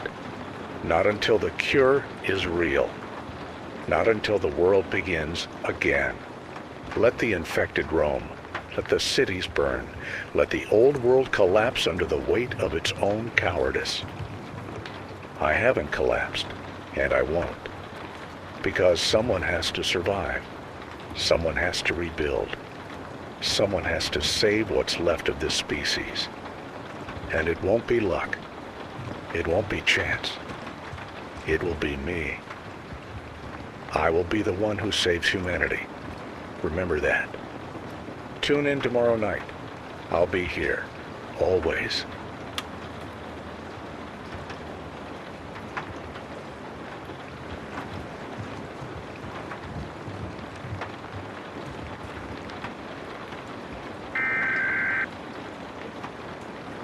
Hello again, survivors. If you're still out there, if you can still hear me, then let me remind you that this broadcast remains unchanged, undisturbed, undeterred. It's not just signal you're tuning into, it's resolve. Tonight, I want to talk about the beginning, not the scientific beginning. We'll get to virology another time. No, I mean the beginning as I experienced it. The moment when the world stopped pretending it was in control. It's important we remember, not the panic, not the riots or the fires, but the clarity that came before all of it. The stillness right before the fever broke and the world began to bleed. Because I wasn't shocked. Disappointed perhaps, but not shocked. And I want you to understand that difference because it matters. I was in my study that morning. It was early, just after sunrise. My wife was asleep. The boys were already up, tinkering with the old telescope I bought them years ago. I was reviewing tissue samples for a grant proposal, nothing thrilling, just routine. Then the alert came through. Not a news broadcast, not some panicked social media burst, those came later. No, this was from my private server, a message from an old colleague at the CDC. She didn't mince words. I remember the subject line exactly. Containment failed. Philadelphia hot. At first I thought it was a joke, a badly timed one, but the body of the message was clipped, clinical, terrifying in its efficiency. Multiple reports of psychogenic aggression, elevated body temperatures, no fever reduction post-mortem, 8 officers dead, 22 civilian casualties. Suspected pathogen is blood transmissible. Recommend relocation immediately. No secure channels remain. I read it twice, once as a scientist, again as a father. Within minutes, I started checking the old forums, not the sanitized government platforms, but the ones we built years ago for peer-to-peer emergency data exchange. They were lighting up like signal flares. Reports from Chicago, Dallas, Washington, all eerily similar. Sudden violent behavior, victims attacking with their teeth, high pain thresholds, no verbal response. And worst of all, those bitten, if not killed outright, began to exhibit the same symptoms within hours. It was no longer a theory, no longer a simulation on a screen. It was here. And then came the footage. Dash cam, I think, leaked from a patrol car on I-78, somewhere near Newark. The cruiser hit a group of them, biters crossing the highway. The car swerved, stopped. One of the officers stepped out to investigate and was immediately attacked. The driver tried to help, but he didn't last long either. Then the biters noticed the back of the car. There were 3 prisoners. They swarmed the vehicle. I couldn't see everything, but it was clear what happened. The 2 in the back didn't stand a chance. One of them, though, somehow got his cuffs off.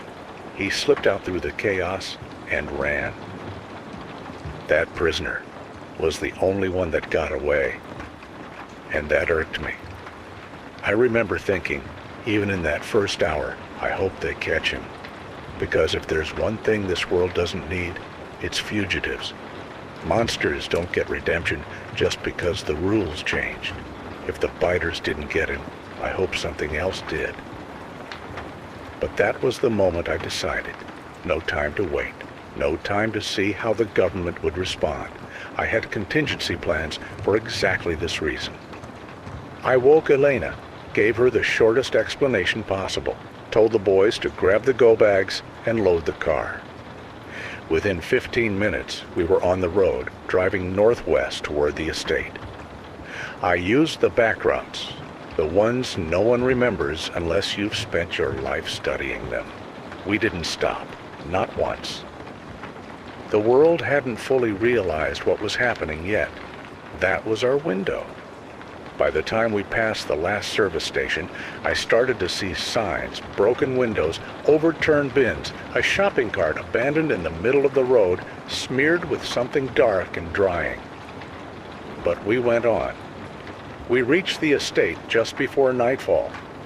Let me pause here and explain something. The place I brought them to where I'm broadcasting from. Now, it wasn't just a cabin or a bunker. It's a fully reinforced biosecure compound disguised as a countryside retreat. It has its own well, a solar grid with triple redundancy, and a lab that rivals most university installations. And yes, I built it in secret, funded it privately, not because I'm paranoid, because I'm realistic.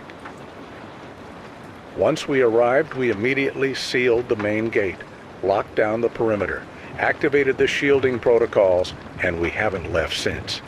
At least not until I was ready. Now, let me tell you what ready looks like. We run on strict schedules here. Discipline is survival. My mornings begin at 5 sharp. I review the prior day's lab data, calibrate instruments, and prepare serum assays. By 6, I'm in the lower wing, examining our current subjects, but we'll get to them in a moment. The boys maintain the perimeter, motion sensors, field checks, backup fuses for the fence capacitors. They've grown into their roles faster than I could have imagined. 18 years old, and already they understand what's at stake. Elena manages logistics, food rotation, water purification, equipment sanitation. She's also in charge of monitoring the emergency bandwidths for any new transmissions, though we've yet to receive anything coherent. By 10, I'm fully immersed in lab work. Most of the day disappears there, running electrophoresis gels, tissue biopsies, controlled exposure experiments. I document everything, fastidiously. If the world has any hope of surviving this, it will be because someone kept records. Because someone didn't flinch. And yes, that brings us to the infected. I call them specimens now. It's easier.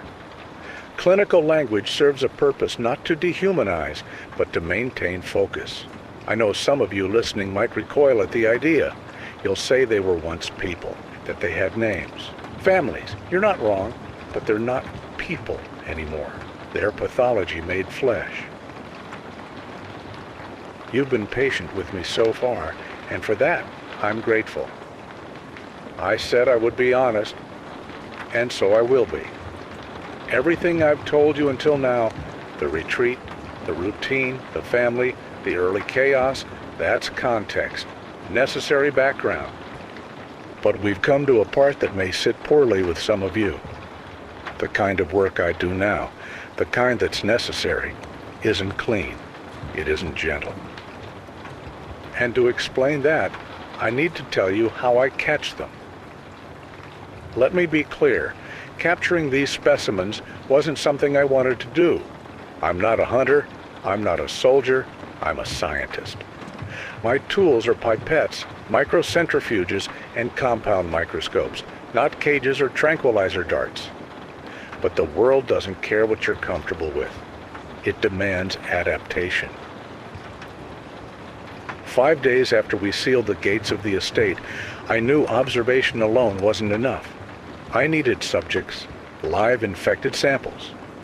Without them, I might as well have been guessing in the dark. I could examine tissues from scavenged corpses, yes, but degradation sets in too quickly. I needed them viable. I needed them moving. I needed them breathing, if you can call it that. The estate is surrounded on 3 sides by old-growth forest.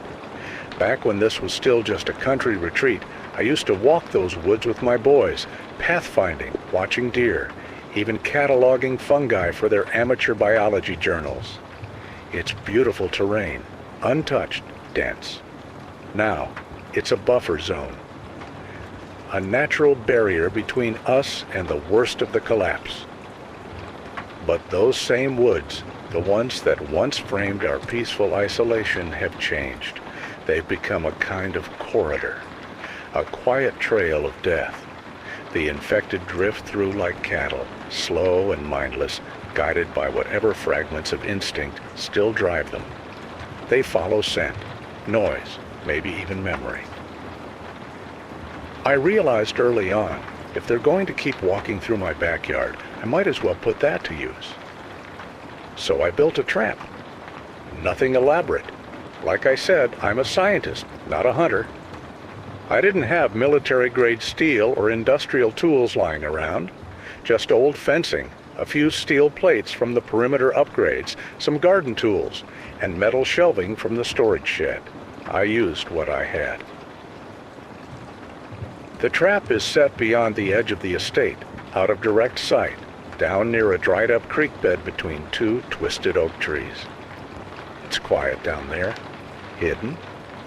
From the 2nd floor observatory, I can just barely make it out with binoculars. Most mornings, I scan the tree line. If I see movement, I know I've caught something. Sometimes I don't even need the binoculars, the birds give it away. They always scatter when the screaming starts. The design is simple, an open cage with a pressure-triggered latch.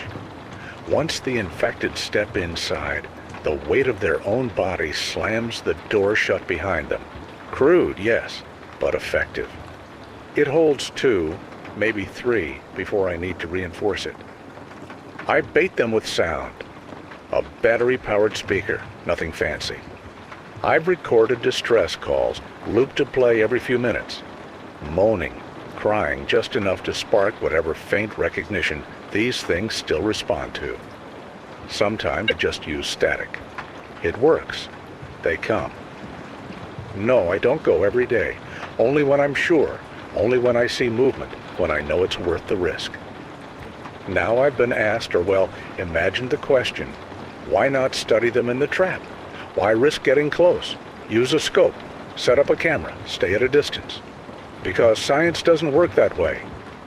You can't extract blood samples through a lens. You can't examine brain matter from 50 feet.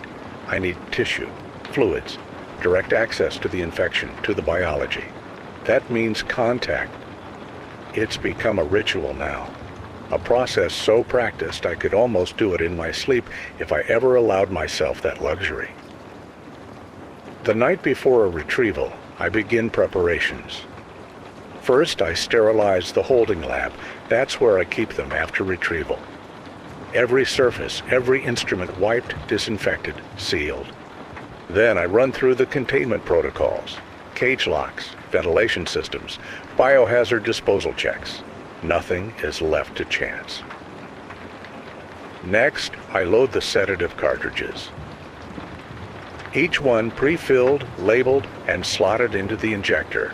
I charge the hoist, a mechanical lift I rigged from an old garage winch, which helps me transport specimens from the trap into the lab without direct contact.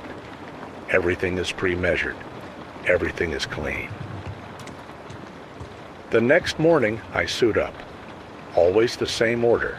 Nitrile gloves, puncture-resistant sleeves, inner coat, outer lab coat, full seal respirator. I double-check the seals. A single tear in the fabric, a loose cuff, and that could be the end of me. And if I die, so does the research. So does humanity's best, maybe only chance. Once I'm ready, I take my secondary ATV. It's smaller, quieter vehicle, less likely to draw attention. I ride along a narrow trail that winds through the woods, a trail I carved out months ago, back when I thought this place might need defending from looters. Funny, isn't it? I prepared for desperate men with guns. Instead, I ended up using it to track mindless husks that feel no fear and bleed rot. I also have to prepare for the possibility of any biters roaming near the trap. It hasn't happened yet, but I don't take chances. I don't carry firearms. This isn't a war zone. But strapped to the side of the ATV is a modified chemical sprayer filled with sodium hydroxide. I originally used it to strip tissue from bone. Now it serves as deterrent and defense. If a biter gets too close, I would spray them, face, mouth, eyes, and they would drop within seconds. I won't enjoy using it. But I'd be lying if I said I wasn't proud of the formula, elegant in its brutality, clean, silent, and effective. Anyways, as I near the trap, I slow down. I cut the engine early and proceed the last stretch on foot, always approaching from upwind. The infected aren't clever, but they aren't deaf either. Sudden noise, heavy footsteps, they'll react. No words, no recognition, just twitching ears and snarling mouths. The trap comes into view, a crude metal cage shaking slightly if there's movement inside. I pause, watching, counting. 3 inside today. Good. 1 is agitated, pacing and clawing at the bars. 1 is slumped in the corner, possibly starving. The 3rd is standing still, staring at nothing. I approach carefully, slowly, no sudden moves. The cage has narrow gaps between its bars, just wide enough for a syringe, but not wide enough for a hand. I use those to inject the sedative, about 30 milligrams of a ketamine-derived formula I cooked up in my lab weeks ago. It hits quickly, usually. If a subject resists, I wait. I've learned not to rush. If one is too degraded, missing limbs, jaw unhinged, skull partially crushed, I mark it for euthanasia. No point risking contamination or injury for a ruined sample. When the sedatives take effect, their snarls quiet. Their limbs go heavy. Some slump to the floor. Others fight it until the end, teeth gnashing even as their eyes glaze over. But they all go down. And then comes the transfer. One by one, I use the mechanical hoist, the modified winch system mounted to the back of the ATV to lift them out of the trap and into the containment crate attached to the trailer. The crate is reinforced with 4 separate locks and internal restraints. Once they're inside, I secure everything double chains, padlocks, and secondary latches. Only then do I head back. The trip back to the estate is silent. The trees blur past as I drive, and behind me in that crate, humanity's worst nightmare rattles softly in a drugged haze. When I return, I bring them straight to the lab, the one you've already heard about, the one I vanish into between 10 and 6 o'clock. There, the real work begins. Some of you listening might find that cruel. You might say, they were once human. Yes, they were. But they aren't anymore. And if they are, if even one flicker of them still remains, then it is all the more important that I understand what changed them. And before you let outrage guide your judgment, let me say this. I don't enjoy what I do in the lab.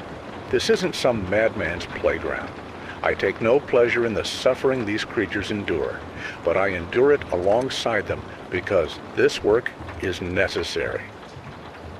Are some of the tests painful? Yes. Do they suffer? Occasionally. Do I regret it? Not even for a second.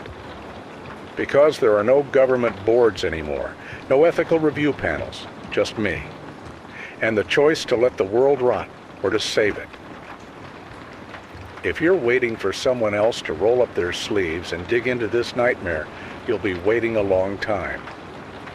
Anyway, I've said enough for one night. My family's already asleep and I should be too. Rest matters. Fatigue leads to mistakes. And I can't afford mistakes, not with what I'm doing, not with what's at stake. Tomorrow I'll be back in the lab. More samples to process, more data to sift. Every hour, every test brings me closer to understanding it, closer to stopping it. So, for now, rest. If you're out there, if you're still listening, hold on. This is Dr. Rourke. I'll speak again tomorrow.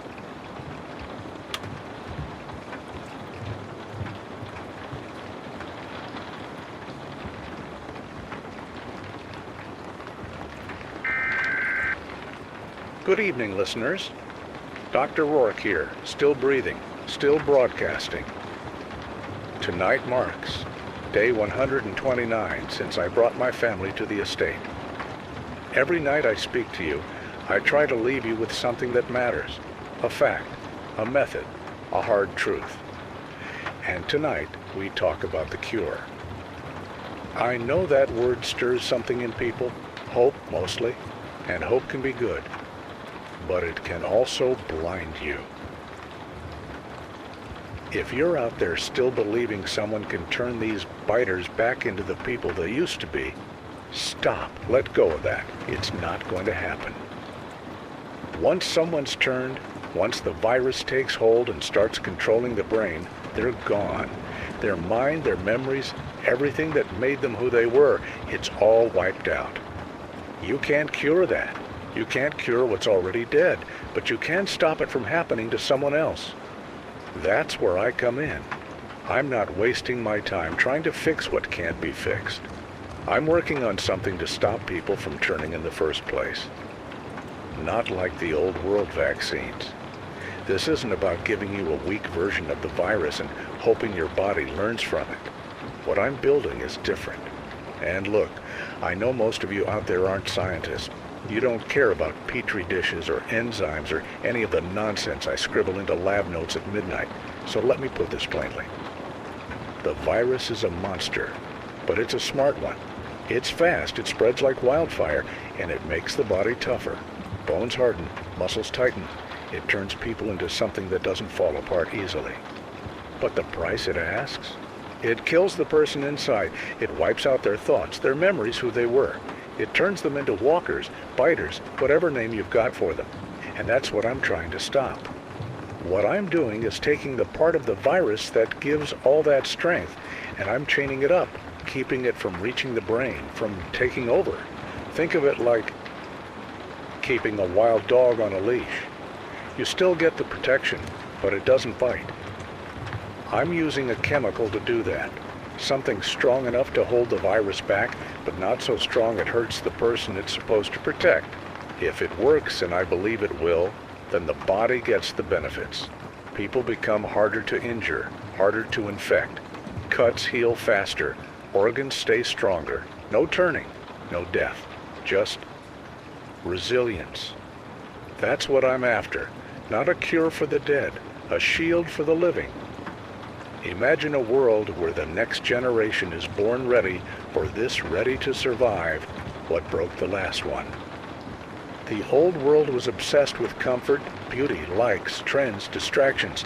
That's all gone. What matters now is building something that lasts, a kind of human that can stand up to the new world and win. And I know all that might sound technical, too technical maybe. I can already hear some of you thinking it. Slow down, Doc. I didn't go to med school. That's fair.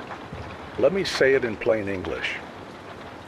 This isn't like the vaccines you used to get, not a weak version of the virus that teaches your body to fight it off later. No, what I'm building is something different.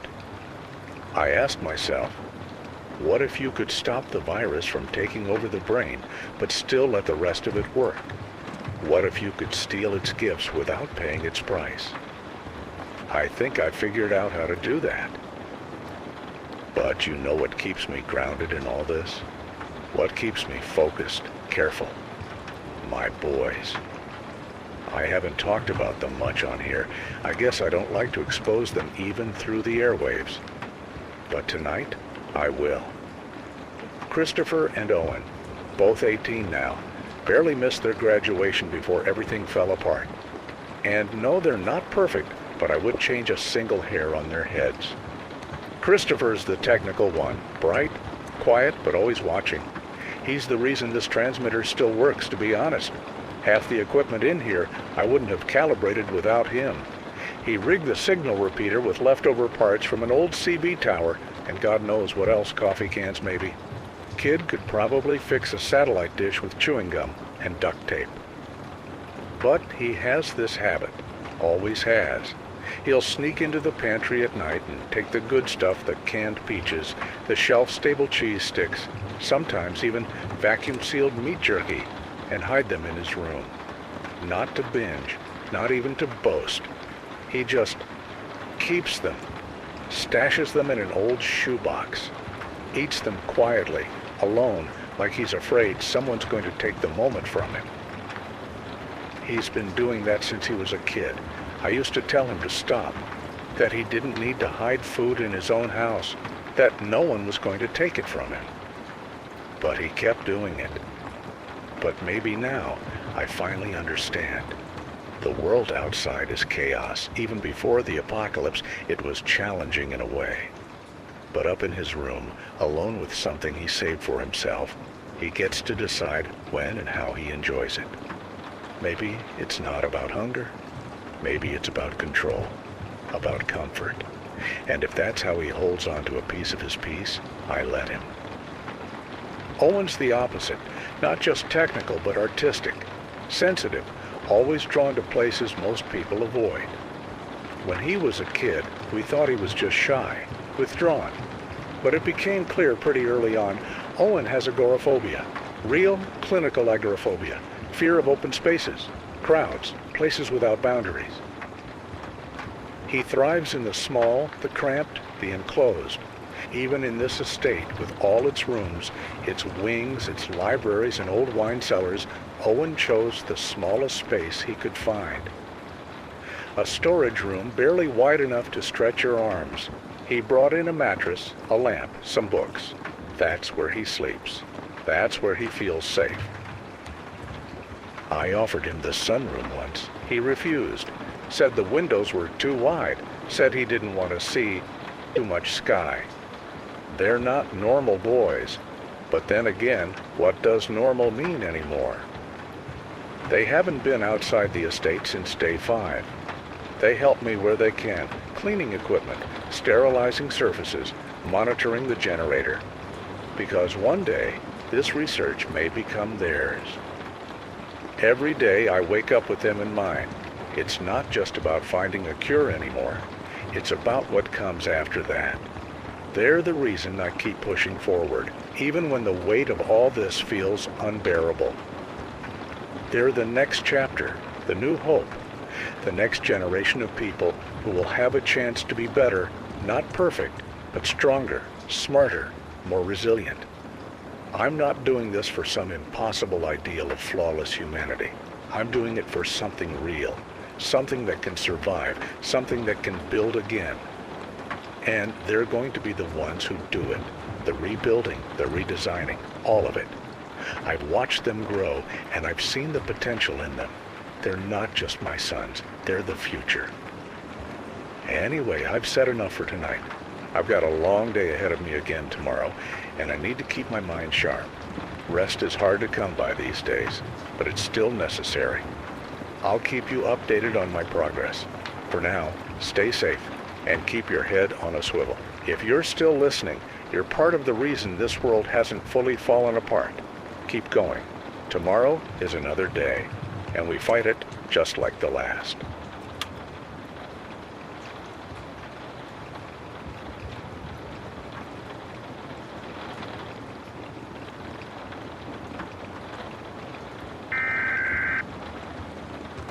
Good evening. This is Dr. Rourke. still alive, still transmitting. We're on day 132 now. Day 127 since the outbreak reached the valley in full force. The estate remains secure. My wife and sons are safe. The lab, functional, though the solar array didn't hold its charge today. So I've powered down everything non-essential. Priorities. Tonight isn't about breakthroughs. No grand revelations. Just progress. Slow, crawling, uneven progress. The kind that feels like dragging your fingernails through concrete, inch by inch, hour by hour. But it's forward, and that's all that counts. I've been exploring the next phase of the cure, and I believe the key may lie in poison. Not the kind that kills you instantly, but the kind that changes you just enough to survive. The kind that nature hides in fangs and glands and bright-colored skin, venoms and toxins designed to interrupt the body, not destroy it. These compounds can freeze muscles, block signals in your nerves, delay reactions, sometimes even reset entire systems. And yet, when delivered in the right dose, they don't necessarily kill. They paralyze, they stall, they confuse, they buy time. And time is what I need to beat the virus. If I can extract those compounds, filter out the corrosive agents, keep only the neurological disruptors, I might be able to stop the virus before it reaches the brain. I could block its path through the nervous system entirely. Make the virus burn itself out before it does any real harm. Imagine that. A treatment that doesn't just defend, it outsmarts the infection. Turns the virus's aggression against itself. Not with brute force, but with precision. But I'm stuck. The reactions are unstable. The dosage parameters shift every time I adjust the compound. Sometimes the subject shows resistance. Other times, total collapse. It's like trying to balance on a needlepoint in a hurricane. And all the while, the clock keeps ticking. Every hour I spend chasing unstable leads is an hour this world doesn't get back. I feel it in my chest, this urgency that never lets up. A sense that I'm running down a hallway with fire at my back, and the door ahead is getting smaller every day. If only someone like me were still out there, someone who could look at the data from a different angle, I'd be further along. Someone who could challenge my assumptions, disagree with me, force me to think harder, sharper. That brings me to someone I haven't thought about in years. Andrew, or Drew, as everyone called him. We met during undergrad. Both of us ended up in the same molecular biology track. Top of the class, side by side, fighting for the same scholarships, publishing in the same journals. It was a rivalry that pushed us both, and for a while, it almost felt like friendship. But we were never quite friends, not really. He was brilliant, even I'll admit that. One of the few minds I ever encountered that worked as fast as mine, maybe faster. He saw connections I didn't, patterns in noise, solutions in the chaos. He'd spot the flaw in your theory before you even realized you had one. Where I needed models and simulations, he needed only a glance, like he could read nature's handwriting directly off the page. And yet, for all his intellect, Drew was soft, too empathetic. He couldn't separate the work from the consequences, couldn't stomach the cost of discovery. I remember one project. We were working on a compound aimed at slowing neurodegenerative decay, early tests. The plan was standard, rodent phase, primate trial, human modeling. But Drew delayed everything, weeks of rewriting the protocol. Every sedation dosage had to be triple-checked. Every delivery vector redesigned for minimized discomfort. He'd sit with the test animals longer than the lab techs, like he needed to convince himself they understood it wasn't personal. I told him, the faster we move, the faster we help the people actually suffering. The people whose brains are collapsing in real time, but that wasn't enough for him. If one animal suffered more than he thought was necessary, it kept him up at night. And that's where we always broke. He believes science should serve people first. I believe science should serve progress. You don't get fire without burning wood. You don't cure the world without cracking a few wrong cells. To him, ethics were the compass. To me, they were the brake pedal. He used to say, just because you can do something doesn't mean you should. I used to fire back with, if we always waited for permission, we'd still be bleeding out from wooden splinters. But before he walked away for good, he said something else, something I still hear sometimes when it's too quiet. One day your hurry to fix everything is going to cost more lives than the thing you're trying to stop. But that's why he's gone. I'm sure of it. Drew didn't survive this world. People like him rarely do. Empathy is a kindness, but it doesn't stop teeth. It doesn't build walls or synthesize cures. It doesn't save anyone, not when the dead are climbing through your window. But here's the strange part. Sometimes in the middle of the night, I remember one moment that makes me feel something I'd rather not name. It was after a conference, maybe a year before the outbreak. We were in a hotel bar, arguing over some protein folding theory. I said the structure should collapse after 32 interactions. He said it would stabilize. We went back and forth for hours, half math, half whiskey. And then, out of nowhere, he laughed. Not a chuckle, a full laugh. Loud, ridiculous. I think he even spilled his drink. I remember asking him what was so funny, and he said, "You're so desperate to be right, you forget how much fun the guessing used to be." We drank until the lights blurred, walked back to our rooms in silence, and for a moment, just a moment, I thought, maybe I like this man.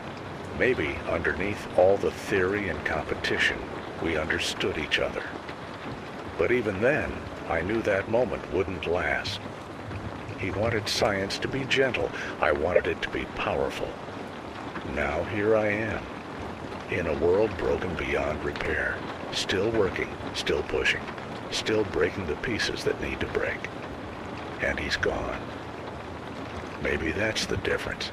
He died trying to protect a world that no longer exists. I'm trying to build the one that's coming. Tomorrow, if the generator holds, I'll test a new batch. I've isolated a paralytic from a few toxic specimens, nothing refined yet.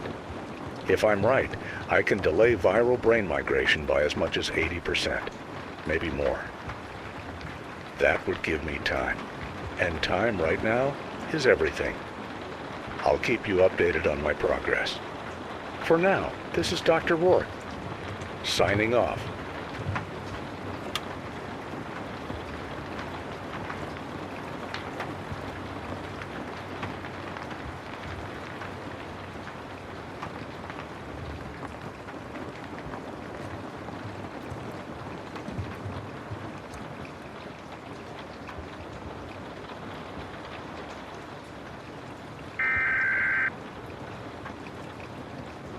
Good evening. This is Dr. Rourke, still here, still working. Day 148. Tonight. This might be the broadcast that changes everything. I've said it before that I was close, that the theory was sound, that I had promising leads, but this time it's not theory, it's not potential. It's real. The cure, or at least what I now believe with complete certainty to be the cure, is finished. And I mean that. I am no longer entertaining hypotheses or chasing simulations. This is not wishful thinking or desperation masquerading as progress. This is the result of precise chemical modeling, tested in vitro, modeled in simulation, and yes, validated in the field. Twice. The venom hypothesis held. Of course it did. I've been circling it for weeks, sharpening the edges. It was only a matter of time before I brought it home. If you've been listening, you know I began experimenting with neurotoxic poisons, the kind that arrest the nervous system, that seize control of muscular pathways, and in the right dosage, with the right biochemical filtration, don't kill, but paralyze, control, halt. Nature is full of weapons, and I just needed to learn how to aim them. Fortunately, I had a wide array of venom samples already here in the lab. They were part of a prior research contract, a multi-phase project involving tissue regeneration, nerve response, and some less public commissions. Let's just say I had reason to build a rather dangerous collection. From that archive, I narrowed my trials to 7 viable compounds. I ran simulations against the zombie virus, its neural progression, its mutation rate, the way it hijacks host cells. Most venom types either caused catastrophic cellular breakdown or did nothing at all, but 2 stood out, consistently, across every model, across every mutation variant. The first came from the Brazilian wandering spider, Phoneutria nigriventer, one of the most potent arachnid neurotoxins known. Its venom interacts aggressively with acetylcholine receptors, flooding the synaptic cleft and essentially freezing voluntary motor control without causing brain death. When diluted and bound with a protein carrier, it becomes something else entirely, a regulator, a governor on the virus's metabolic chain. It doesn't destroy the virus, it traps it, boxes it in. The second came from the inland taipan Oxyuranus microlepidotus, the most venomous snake on the planet. Its neurotoxins operate differently, longer onset, but devastating in its ability to interrupt neurotransmission. With the right molecular alterations, the taipan venom slows the virus's ability to reach the brain. Think of it like laying down gum over a speeding train track. Everything slows, loses momentum, derails before it ever reaches the station. Each venom produced its own compound. 2 formulas, 2 different approaches. So I tested them. I had 2 biters caught weeks ago, isolated and bound. Say what you will about the ethics, but the work required real-world variables. Theory can only take you so far. The first biter received the spider-based compound, the second the snake-based. And the results? Less aggression. Markedly so. Reduced muscle tension, slower response to stimuli, less vocalization. No attempt to bite. None. Not immediately, and not days later. Their metabolism dropped, viral markers stabilized. They weren't cured in the human sense, but they were sedated, suppressed, controlled. Let me be clear, they're not coming back. There's no reversal. The virus has already hollowed out the core of what they were. But the infection itself, the engine that drives the hunger, the aggression, the spread, it can be stopped. These 2 samples prove it. 2 different approaches, 2 separate compounds. And both worked. It wasn't a fluke, it was replication. Which means it's real. Which means I did it. I've saved humanity. Maybe not today, maybe not in this broadcast, but this cure, these 2 versions of it, they're the foundation. What's left of the world can build on this, improve it, mass produce it, inoculate the next generation. And it started here, with me. They'll remember that, won't they? When they dig through the ash and find my recordings, they'll know who gave them the second chance, who stood behind the microscope while the world burned and still found a way forward. I don't say this out of ego. Well, not entirely. But let's be honest. If anyone deserves a bit of ego, it's the man who reverse engineered a pandemic with no lab staff, no funding, and no margin for error. This wasn't chance. This wasn't luck. It was me, my mind, and my discipline. That said, the next step isn't so simple. Who do I give this to? I considered asking for a volunteer, broadcasting the need, but the idea, it sits poorly with me. Not because the science is uncertain. It's not. I wouldn't even entertain the idea if it were. I am certain of this cure. Completely. No. The hesitation is something else. It's the people. Because power, true power, the kind that makes you immune to what the rest of the world suffers, that kind of power attracts the wrong sort. The selfish, the opportunistic, the ones who would use immunity not to protect others, but to dominate them. Imagine handing this formula to a man who sees himself as a king in the ashes, a tyrant with no fear of infection, no limit to his ambition. I've seen what men become when law disappears. I've seen what they do with a little power. So no, I won't offer this to just anyone, not yet. It has to go to someone worthy, someone I trust, someone who understands the responsibility that comes with surviving what the world has become. Because this isn't just about living through the apocalypse. This is about what comes after it. And the one who carries this cure, they won't just be immune. They'll be the beginning of what comes next. So I will wait. A little longer. Watch. Think. But know this, the cure exists. It's here. Tangible. Real. And I hold it in my hands. The rest is just choosing the right moment and the right person to change everything. For now, rest easier. It's only a matter of time now for reviving humanity and welcoming the new generation. I'll keep you updated on who I choose to give this to first. This is Dr. Rourke, signing off.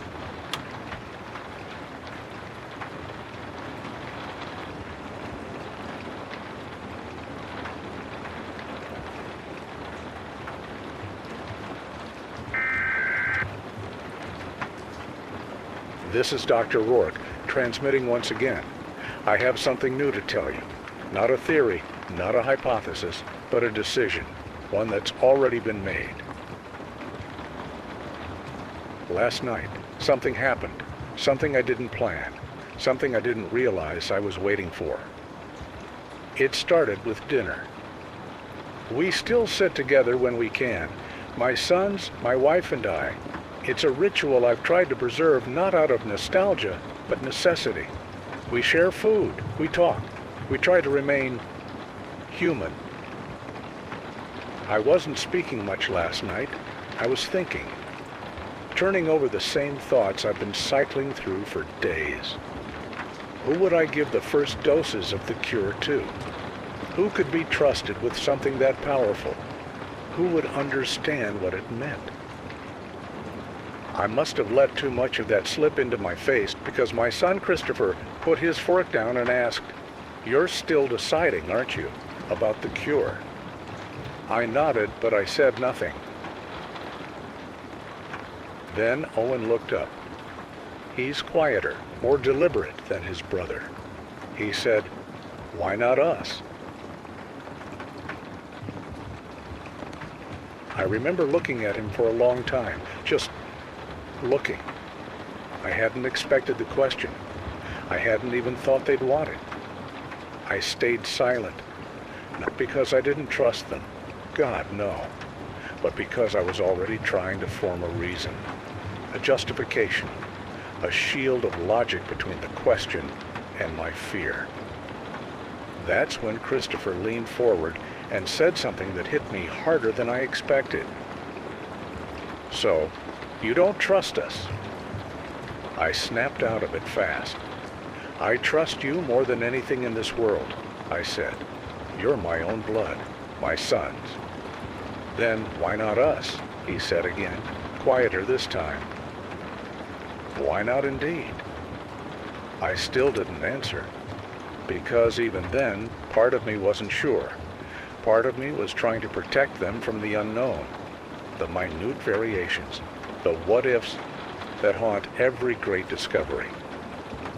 Then Owen looked right at me and said, "So you don't believe in the cure?" I asked what he meant. He didn't hesitate. You spent months working on this, he said. Tested it, simulated it, applied it to biters, ran your numbers 100 times over. You've said it's the answer, that it works.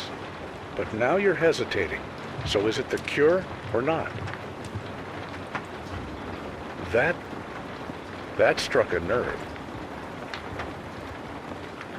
Because I am many things, careful, calculated, but I am not a man who doubts his own work.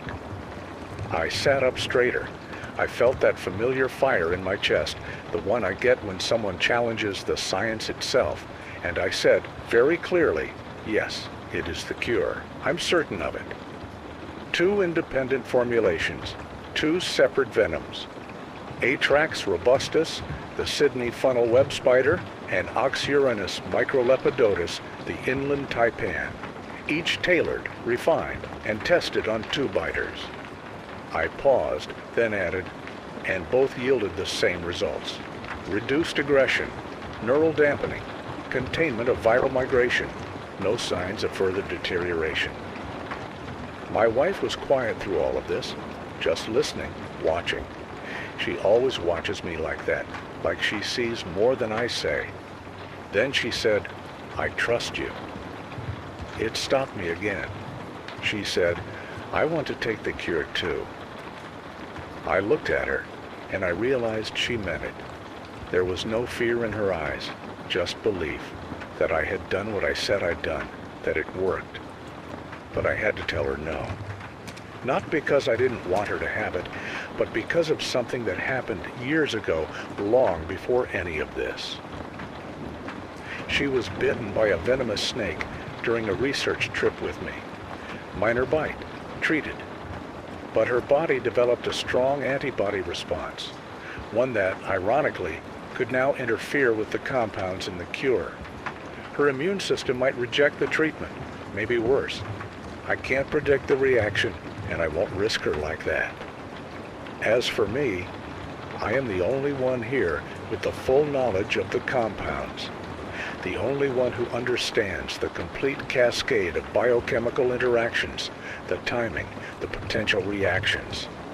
If there's a side effect, dizziness, disorientation, a delayed immunological flare-up, I'm the only one who can diagnose and counteract it. So no, I can't take it. Not yet. Not unless we find someone else with the same level of training. And I don't see that happening anytime soon. But my sons, they are healthy, strong, uncompromised, and more than that, they are willing. It didn't feel like a gamble anymore. It felt like inevitability. These boys, these men, they've stood by me every day of this nightmare. They've watched me work, helped fortify the lab, helped scavenge components when the grid failed. They've listened to me talk about enzymes and viral kinetics and nerve agents over breakfast.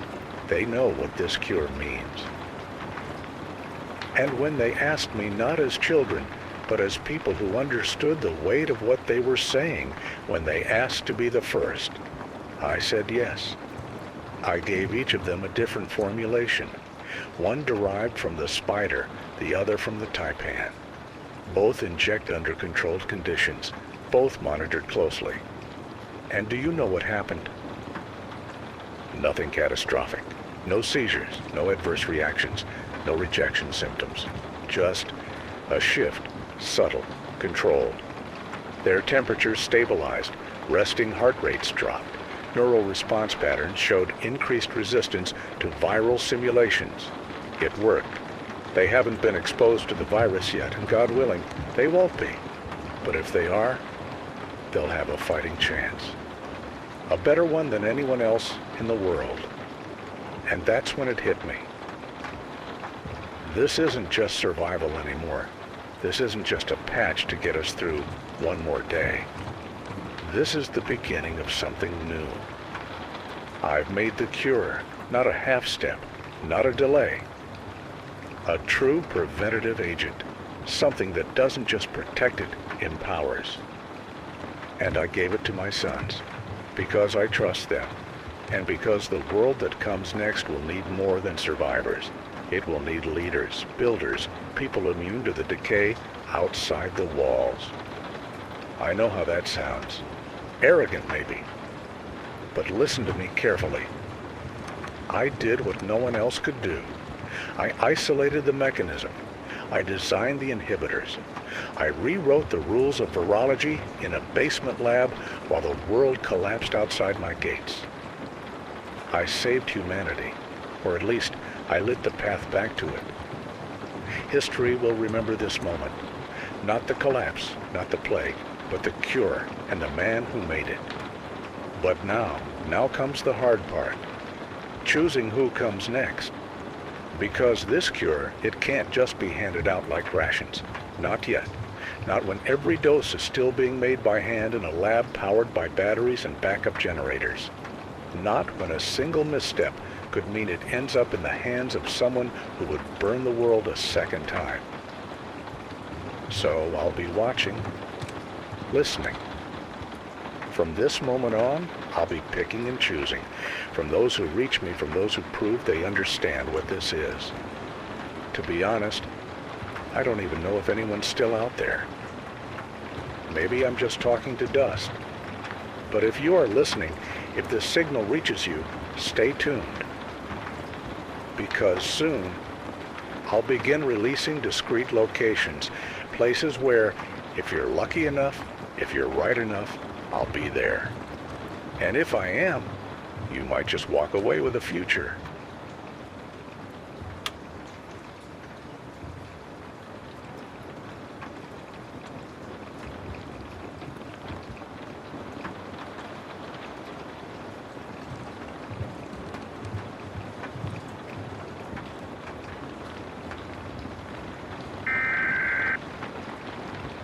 This is Dr. Rourke. Tonight, I wanted to give an update. It's about Christopher and Owen, my sons. Yesterday, everything was perfectly normal. Christopher was up early soldering one of the old circuit boards from our signal tower. He gets so focused he forgets to eat. Owen was curled up on the couch, his knees pulled to his chest like always, halfway through a crossword and humming under his breath. I remember Elena making that lemon tea he likes. They were fine, better than fine. They were joking with each other, arguing over which of the Star Wars movies was most scientifically disgraceful. It felt like a good day. But this morning, things shifted. They came down for breakfast as usual. No signs of anything unusual at first. But then Christopher mentioned a tight, gnawing pain in his stomach. He waved it off, called it a cramp, but I took note and gave him something for it. Then Owen said his joints were aching, shoulders, elbows, knees, all of them. He described it as burning and grinding, like sand under the skin. He was trying to play it down too, but I know him. I know when he's hiding discomfort. I gave him a low-dose anti-inflammatory and noted the symptom cluster in my journal. I wasn't alarmed. These are transitional effects. Their immune systems are adapting. The compound is metabolizing through their systems exactly as projected. These symptoms, fatigue, internal tension, appetite fluctuation, they're not outside expectations. Everything was still within safe thresholds. After breakfast, they went upstairs, together, into Christopher's room. That was about 10 hours ago. They haven't come down since. No bathroom trips, no sounds, no questions, no complaints, no footsteps, nothing. Around 3, I knocked. Christopher answered through the door, said they were fine, just tired, that they didn't feel like coming down. His voice, it had an edge to it. It was still his voice, but there was a tremble, like he was trying to steady himself and couldn't quite manage it. I asked to come in. He hesitated, then said they just wanted a bit of privacy. I respected that. I'm trying to give them space to process this, what the cure means, how it might be changing them. It's a lot for anyone, especially at their age. But now it's nearly 9. Elena has reheated their plates 3 times. She's tried not to worry, tried to distract herself, but I can see it in her eyes. She's looking at me now, just gave me a little nod. Behavioral change was a noted possibility, but this feels more than that. Maybe it's just fatigue. Maybe they're sleeping, or just trying to write it out together. I told myself that earlier. But now I need to see them with my own eyes. I think I hear Elena heading up the stairs. I'll join her. They didn't come down for dinner, so we're bringing dinner to them, that's all. Just a visit, just a plate in hand, and a conversation to settle the air. Wait just a sec. I'll be back in a few minutes. We'll be right back.